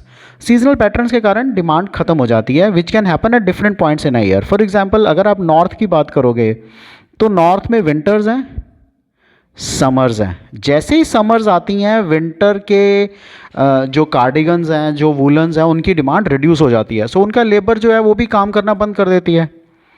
So this can happen when a seasonal job ends and a new season begins. So for example manufacturing and retail, so वो sectors that produce goods for specific seasons के लिए लोग काम करते हैं, जैसे winter clothing और holiday decorations. इन सब के लिए जो लोग काम करते हैं may hire extra staff during those seasons. उन सीजन्स में वो अलग से स्टाफ को हायर कर सकते हैं एंड ले देम ऑफ आफ्टरवर्ड्स. ये अक्सर करते हैं विंटर्स में अपैरल्स वाले, तो वूलन्स के लिए एक्स्ट्रा स्टाफ हायर करते हैं और उसके बाद वो निकाल देते हैं उनको. Tourism sector, areas with heavy traffic, tourist traffic, they experience seasonal unemployment, specially जब tourist attractions are located outside and only function under specific weather conditions. So वो टूरिस्ट स्पॉट जो एक पर्टिकुलर वेदर में एक्टिव होते हैं और उस weather के ख़त्म होने के साथ ही वो इनएक्टिव हो जाते हैं, तो tourism spots. People who experience seasonal unemployment are sometimes called discouraged workers. उनको डिस्करेज किया जाता है कि वो एक सीज़न में तो काम करेंगे, उसके बाद वो लोग काम नहीं करेंगे उस फैक्ट्री में. हमने टूरिज्म की एग्जांपल ली, मैं आपको एक और इससे रिलेटेड एग्जांपल देता हूँ. समर्स आती है ना, तो लोग हिमाचल में या उत्तराखंड की तरफ भागते हैं, पहाड़ों की तरफ. व्हाट हैपन्स, जैसे ही वो पहाड़ों की तरफ जाते हैं तो उनकी डिमांड बेसिकली वहाँ पे इंक्रीज़ हो जाती है वर्कर्स की, right, for doing different things. Hotels की डिमांड उन जगहों पे बढ़ जाती है. जैसे ही समर्स ख़त्म होती हैं और may be in rainy seasons इनकी डिमांड बहुत रिड्यूस हो जाती है दैन इन समर्स. ठीक है, सो इसको हम बोलते हैं seasonal unemployment. Disguised unemployed, disguise का मतलब है हमें लगता है कि लोग एम्प्लॉयड हैं बट एक्चुअली वो एम्प्लॉयड नहीं होते. ये जनरली हम एग्रीकल्चर के साथ इसको रिलेट करते हैं. सो हम क्या कहते हैं इसमें, it is a kind of unemployment in which some people look being employed but are actually not employed. हमें लगता है वो एम्प्लॉयड है बट एम्प्लॉयड नहीं है. This situation is also known as hidden unemployment बोलते हैं इसको. इस सिचुएशन में more people are engaged in a work than required. जितने लोग रिक्वायर्ड हैं उससे ज़्यादा लोग वहाँ पे ऑलरेडी काम कर रहे हैं. So it refers to a situation of employment with surplus manpower. ऐसी सिचुएशन है जिसमें मैन पावर ज़्यादा है, in which some workers have zero marginal productivity. इनमें से कुछ वर्कर्स की जो प्रोडक्टिविटी है वो ऑलमोस्ट ज़ीरो होती है, राइट, जैसे इसमें दिखाया हुआ है इस पिक्चर में. So what is shown is so many workers are working. Do this garden or this field needs so many workers, 1 2 3 4 5 6. So do these so many workers are required in these fields? Disguised unemployed. Even I believe 2 या 3 या 5 workers ये काम कर सकते हैं, शायद 12 13 15 involve हैं. Disguised unemployment does not impact the overall output of the economy. Disguisedly unemployed होते हैं ना, तो उससे ओवरऑल आउटपुट नहीं होती. फॉर एग्जाम्पल, ये सारे के सारे वर्कर्स इस फील्ड को करने के लिए, इस फील्ड को ऊपर प्रोसेस करने के लिए इकट्ठे हुए हैं, लेकिन अगर 5 लोग होंगे तब भी ये फील्ड प्रोसेस हो जाएगा, उससे जीडीपी पे ज़्यादा इम्पैक्ट नहीं पड़ेगा. For example, in rural areas this type of unemployment is generally found in agriculture sector. So disguised unemployment normally agriculture sector में बहुत ज़्यादा होती है.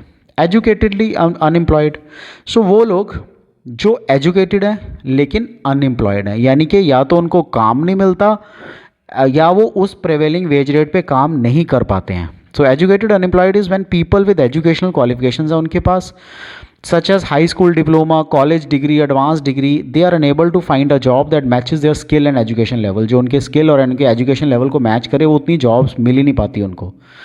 Among the educated people, apart from open unemployment, many are underemployed because their qualification does not match. जितने भी educated people हैं ना, open unemployment के साथ साथ अंडर एम्प्लॉयड भी हैं, बिकॉज जो उनकी क्वालिफिकेशन है वो जॉब की रिक्वायरमेंट के साथ मैच ही नहीं हो पाती है. फॉल्टी एजुकेशन सिस्टम, मास आउटपुट बहुत ज़्यादा, जैसे इंजीनियर्स है ना, आज की डेट में बहुत ज़्यादा इंजीनियर्स बीटेक बन गए हैं. Preference for white collar jobs, लोग जो है ना वो ब्लू कॉलर जॉब करना ही नहीं चाहते, they always prefer to have a white collar job. Lack of employable skills, यानी कि उनके पास स्किल्स तो हैं बट वो स्किल्स नहीं है कि वो एज एन एम्प्लॉय काम कर सकें. Dwindling formal salaried jobs, they are mainly responsible for unemployment among the educated youth in India. So major reason unemployed रहने का ये सारे फैक्टर्स हैं. What do we mean by dwindling formal salaried jobs? जो formal jobs है ना, formal jobs में salaries जो है वो कम करते रहते हैं, क्योंकि उनको पता है कि अनएम्प्लॉयमेंट बहुत ज़्यादा है. सो फॉर्मल जॉब्स में सैलरीज कम देंगे तब भी लोग काम करेंगे. सो एजुकेटेड अनएम्प्लॉयमेंट में भी आइदर ओपन या अंडर एम्प्लॉयमेंट, दोनों में से कुछ भी हो सकती है educated unemployment. Technological unemployment, so a somewhat structural unemployment को हम टेक्नोलॉजिकल अनएम्प्लॉयमेंट भी कहते हैं. So a somewhat structural unemployment that takes place in an economy as a result of change in technology. Such unemployment may be described as technological unemployment. जैसे आज की date में ना आर्टिफिशियल इंटेलिजेंस आ गया maximum, तो आईटी की maximum jobs artificial intelligence ने ले ली हैं. Due to introduction of new machinery के साथ साथ improvement in methods of production, जो भी हमारे मेथड्स ऑफ प्रोडक्शन है वो इंप्रूव हो रहे हैं. लेबर सेविंग डिवाइसेस आ रही हैं, मशीन जो है वो ऑटो पे चलती हैं, ऑटो मोड पे, तो लेबर की ज़रूरत ही नहीं होती. ये सब टेक्नोलॉजिकल अनएम्प्लॉयमेंट का पार्ट है. Some workers tend to be replaced by machines, कुछ वर्कर्स जो है वो मशीन्स, ये देखो ना, ये सारे वर्कर्स हैं, वर्कर्स होते थे पहले, लेकिन अब ये मशीन्स ने ले लिया है. सो मशीन्स, जो कार मैन्युफैक्चरिंग इंडस्ट्री है उसमें मशीन सबसे ज़्यादा इन्वॉल्व है. So their unemployment is termed as technological unemployment. Because of technology improvement ये unemployment हो रही है.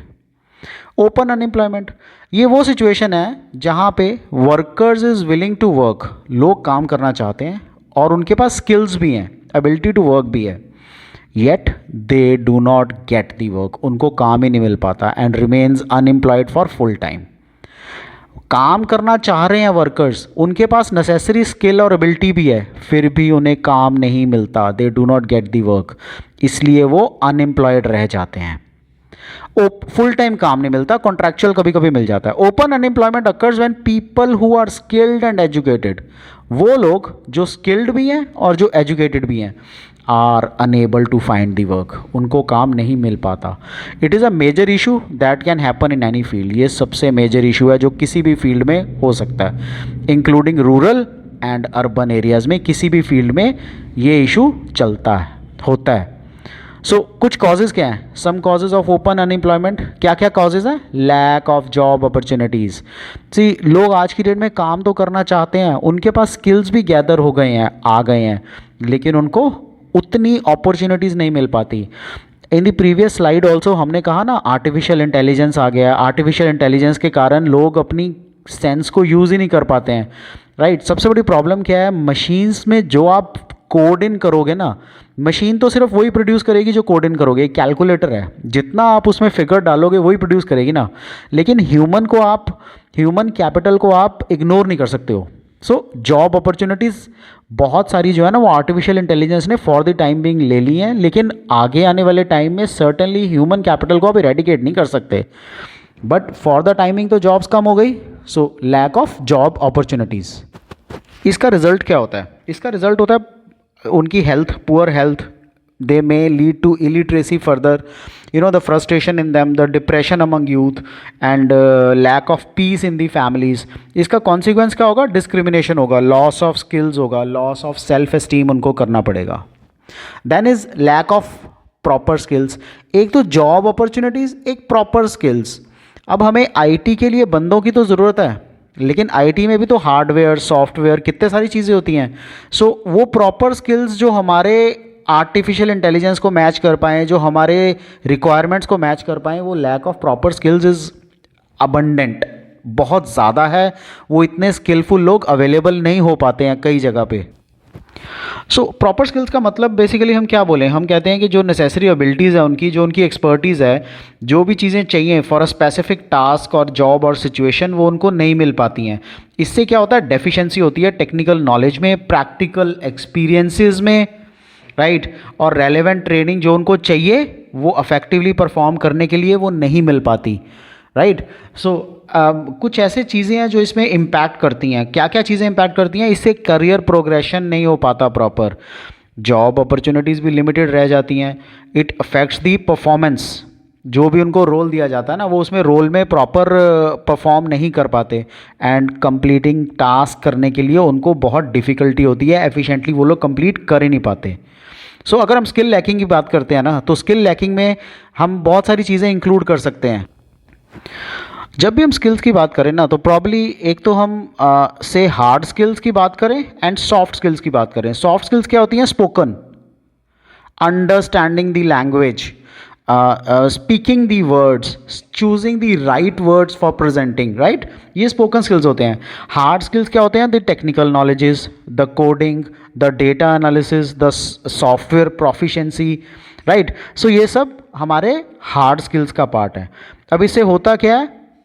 इससे जो लोग ये स्किल्स गैदर नहीं कर पाते, चाहे hard skills plus soft skills, जो ये गैदर नहीं कर पाते वो पीछे रह जाते हैं, आउटडेटेड टेक्नोलॉजी में बैठे रहते हैं, उनके पास उतना एक्सपीरियंस नहीं हो पाता, एंड उनकी एजुकेशन प्रॉपर नहीं हो पाती, सो अपने आप को वो ग्रो नहीं कर पाते, जिससे उनमें भी फ्रस्ट्रेशन आती है, डिस्करेजमेंट आती ही आती है, राइट।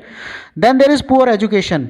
पुअर एजुकेशन से हमारा क्या मतलब है? पुअर एजुकेशन का मतलब है हमारे पास उस पर्टिकुलर स्किल के ट्रेंड टीचर्स नहीं हैं, हमारी जो टीचिंग मैथडोलॉजीज़ हैं वो ठीक नहीं हैं, टीचर्स एब्सेंट हैं, टीचर सेंटर्ड लर्निंग प्रॉपर नहीं है, हम कॉर्पोरल पनिशमेंट्स देते हैं, डिस्क्रिमिनेशन करते हैं, राइट। पुअर एजुकेशन में ये सब चीज़ें आती हैं। अब इससे होता क्या है?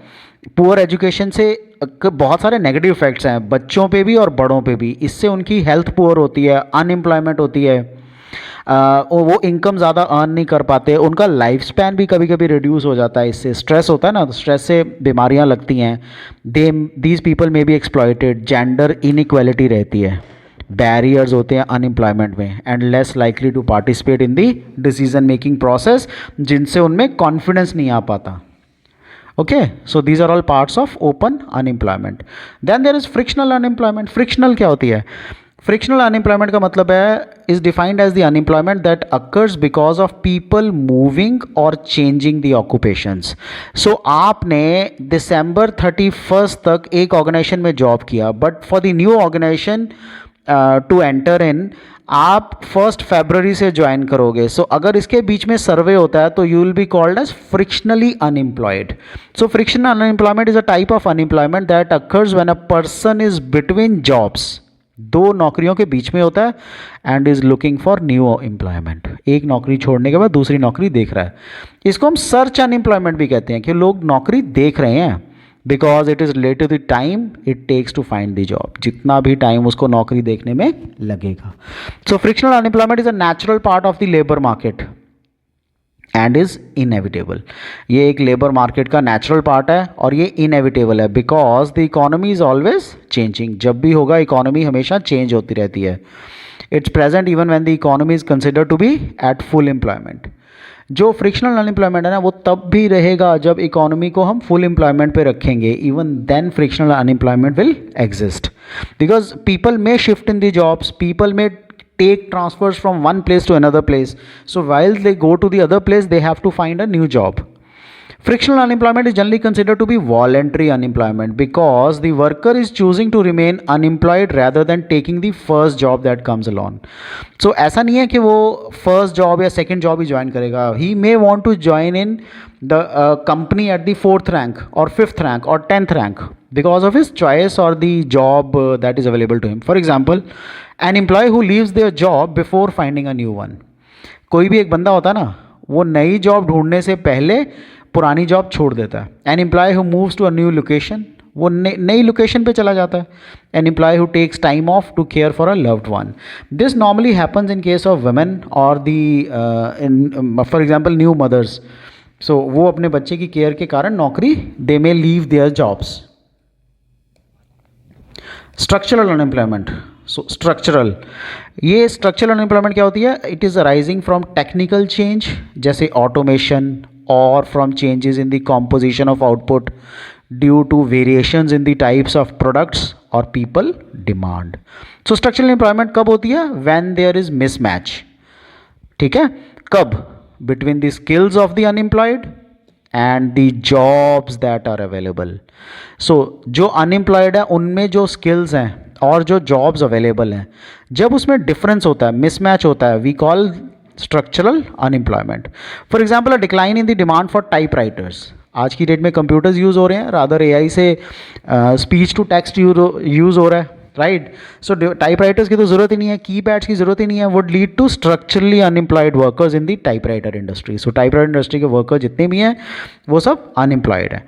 Structural unemployment is a long lasting condition. ऐसा नहीं है वो जल्दी खत्म हो जाता है, it's a long lasting that can be caused by fundamental economic changes. जितने भी हमारे fundamental economic changes हैं ये सब उसके कारण होता है. Technology, government policy and competition.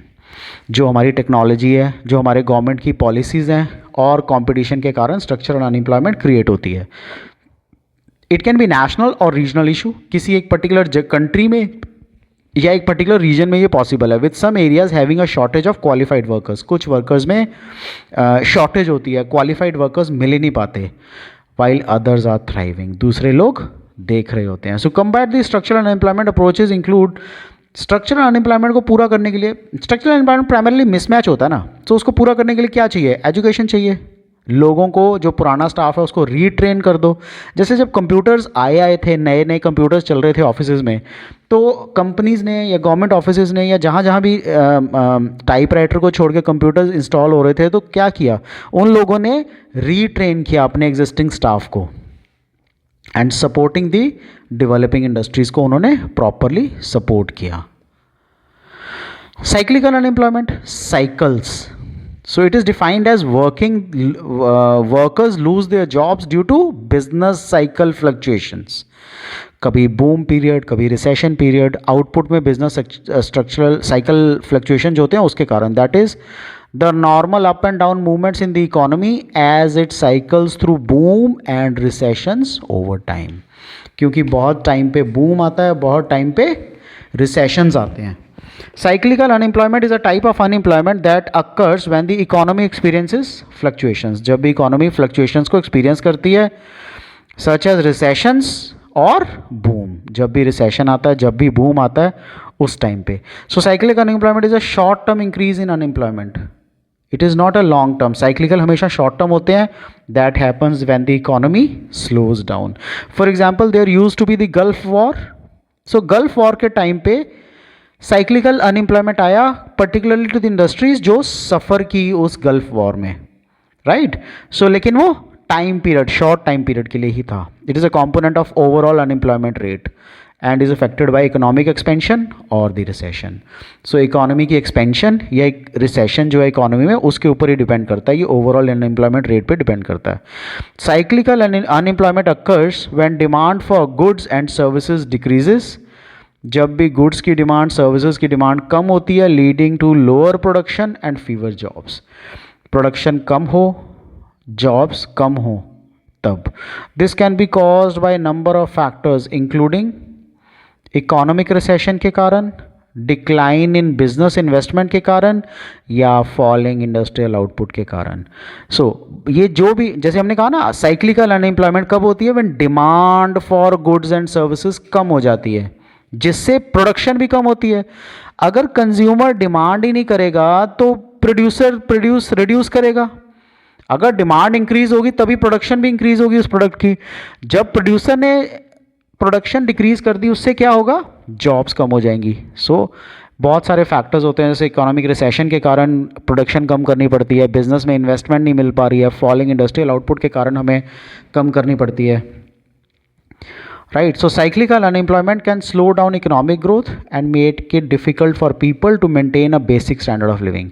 सो जो भी उनका इकोनॉमिक ग्रोथ है वो उसको कम कर देते हैं और लोगों को डिफ़िकल्ट कर देते हैं basic standard of living maintain करने के लिए। It can also lead to lower wage increases. एक तो है कि जॉब्स ही खत्म हो गई, दूसरा जो परसेंटेज इंक्रीज भी हो रहा है वो भी 1%, 5%, 7%, जबकि एवरेज 13% इंक्रीज होता है, which can contribute to lower inflation. इससे इन्फ्लेशन कम हो जाती है। An example of cyclical unemployment is when automobile worker is laid off during a recession. जब सेल नहीं हो रही है ऑटोमोबाइल्स की तो उस वर्कर को ले ऑफ कर देते हैं and people start looking for the jobs. Special programmes कौन कौन से हैं जो पॉवर्टी को और अनएम्प्लॉयमेंट को बेसिकली सेट राइट करने में हेल्प करते हैं, राइट। पॉवर्टी ख़त्म करने में और अनएम्प्लॉयमेंट ख़त्म करने में, डिमोट करने में, लोअर करने में हेल्प करते हैं। सो प्राइमरीली हमारी कुछ स्कीम्स हैं जिनके थ्रू जो अनएम्प्लॉयमेंट है वो रिड्यूस हुई है, पॉवर्टी भी रिड्यूस हुई है। सबसे पहली स्कीम है मनरेगा बोलते हैं हम उसको। देन इज स्वर्ण जयंती शहरी रोजगार योजना। देन इज स्वर्ण जयंती ग्राम स्वरोजगार योजना, प्रधानमंत्री रोजगार योजना, right. So let us discuss one by one. पहली है Mahatma Gandhi national rural employment guarantee act. So MNREGA बोलते हैं हम इसको। इसका पर्पस क्या है? इसका पर्पस है livelihood, to enhance the livelihood security rural areas में। कैसे? By providing them at least 100 days of wage employment in a financial year. हर एक हाउस होल्ड को जिसका adult member volunteer to do unskilled manual work जो करना चाहता है। सो इसमें प्राइमरीली इंपॉर्टेंट क्या है? एक तो 100 days की एम्प्लॉयमेंट मिलती है, किस में? रूरल में, रूरल एरियाज में, राइट। सो 100 days की एम्प्लॉयमेंट रूरल एरियाज में मिलती है टू एवरी हाउस होल्ड। लेकिन किस बंदे को? वो अडल्ट होना चाहिए एंड सबसे इंपॉर्टेंट अनस्किल्ड वर्क करना चाहता हो, वॉलेंटरी, खुद से अनस्किल्ड वर्क वो करना चाहता हो। दैट इज मनरेगा। So employment is provided within 5 kilometre of an applicant's residence. ऐसा नहीं है उसको कहीं दूर जाके एम्प्लॉयमेंट मिलेगी, 5 किलोमीटर के अंदर अंदर उसको वो एम्प्लॉयमेंट मिलेगी एंड मिनिमम वेजेस उसको मिलेंगे ही मिलेंगे। Minimum wages are to be paid. If work is not provided within 15 days of applying, 15 दिन अप्लाई करने के अंदर अंदर उसको काम नहीं मिलता तो applicants are entitled to an unemployment allowance. अगर 15 दिन, जिस दिन उसने अप्लाई किया उसके 15 दिन अगर उनको जॉब नहीं मिलती, काम नहीं मिलता ना मनरेगा के अंदर, तो उनको अनएम्प्लॉयमेंट अलाउंस मिलेगा। 10 employment under MNREGA is a legal entitlement. So ये आपकी लीगल एंटाइटलमेंट है, आपको ये आप हक है आपका, ये मांग के ले सकते हो आप। सेकेंड वन इज स्वर्ण जयंती शहरी रोजगार योजना। सो शहरों में रोजगार ऑफर करने के लिए।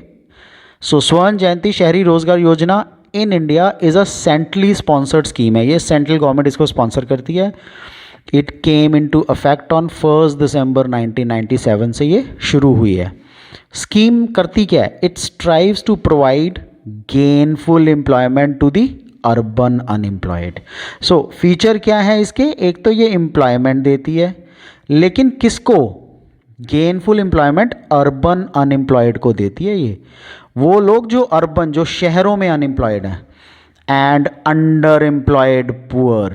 और वो एक तो जो अनएम्प्लॉयड है अर्बन अनएम्प्लॉयड और एक जो पुअर हैं, एम्प्लॉयड तो हैं but they are poor, through encouraging the setting up of self employment ventures, उनको सेल्फ एम्प्लॉयमेंट के वेंचर्स सेटअप करने में हेल्प करती है। सेल्फ एम्प्लॉयमेंट वेंचर्स का मतलब है उनको कुछ ऐसी स्कीमें देती है जिससे वो अपना काम सेट कर सकते हैं। By the urban and rural poor leaving below the poverty line, जो अर्बन पुअर है या इवन रूरल है पुअर, राइट।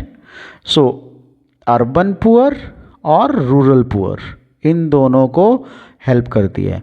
द स्वर्ण जयंती शहरी रोजगार योजना scheme is being implemented on a cost sharing basis between the centre and the states. किस ratio में? In the ratio of their 75-25, right. So 75% central government contribute करती है, 25% state government contribute करती है। स्वर्ण जयंती ग्राम स्वराजगार योजना। सो ग्राम स्वराजगार का मतलब क्या है? इसका मतलब है कि जो स्वर्ण जयंती ग्राम स्वरोजगार, अपना रोजगार, स्वरोजगार योजना है, एक डेवलपमेंटल इनिशिएटिव है which is launched by government of India to provide sustainable income to the poorest of the poor people. जो भी गरीब से गरीब है उसको एक इतनी इनकम प्रोवाइड हो सके कि वो अपना सस्टेन कर पाए, अपना रोटी कपड़ा और मकान उसको मिल सके। लिविंग इन रूरल एरियाज़ में ऑफ दी कंट्री, जितने भी रूरल एरियाज़ में लोग रहते हैं जो खुद को सस्टेन नहीं कर पाते, उसके लिए स्वर्ण जयंती ग्राम स्वरोजगार योजना शुरू की है गवर्नमेंट ने, राइट। गवर्नमेंट ऑफ इंडिया की स्कीम है ये। स्वर्ण जयंती ग्राम स्वरोजगार योजना जो है, it was launched as an integrated programme, right, for self employment of the rural poor with effect from April 1, 1999। So एक इंटीग्रेटेड प्रोग्राम था, ऐसा नहीं है कि एक ही स्कीम है ये, इसमें काफ़ी सारी स्कीमों को मिला के सिंगल स्कीम की गई है, नाम उसको सिंगल स्कीम का दिया गया है, लेकिन इसका पर्पस क्या है? Not the salary but the self employed rural poor के लिए 1 अप्रैल 1999 से ये स्कीम शुरू हुई थी। सो इस स्कीम में होता क्या है? इस स्कीम में प्राइमरीली जो गवर्नमेंट है ना, वो जो पुअर हैं उनको हेल्प करती है, रूरल फैमिलीज़ को, to become self employed by providing them with income generating assets. कैसे? Through a mix of bank का क्रेडिट, गवर्नमेंट की subsidy and by organising them into self help के ग्रुप्स के। इसका बेसिक पर्पस क्या है? स्वर्ण जयंती ग्राम स्वरोजगार योजना का जो बेसिक पर्पस है वो है upliftment of poor families, poverty line से ऊपर उठाना उनको। कैसे? बाय फैसिलिटेटिंग सेल्फ एम्प्लॉयमेंट की अपॉर्चुनिटीज़। सो जब भी ये सेल्फ हेल्प ग्रुप्स बने हैं ना, जहाँ पे मेंबर्स कलेक्टिवली एक्सेस करते हैं क्रेडिट और ट्रेनिंग को, इनकम जनरेटिंग एक्टिविटीज़ को, सो वो स्वरोजगार योजना के तहत ही लोन देते हैं।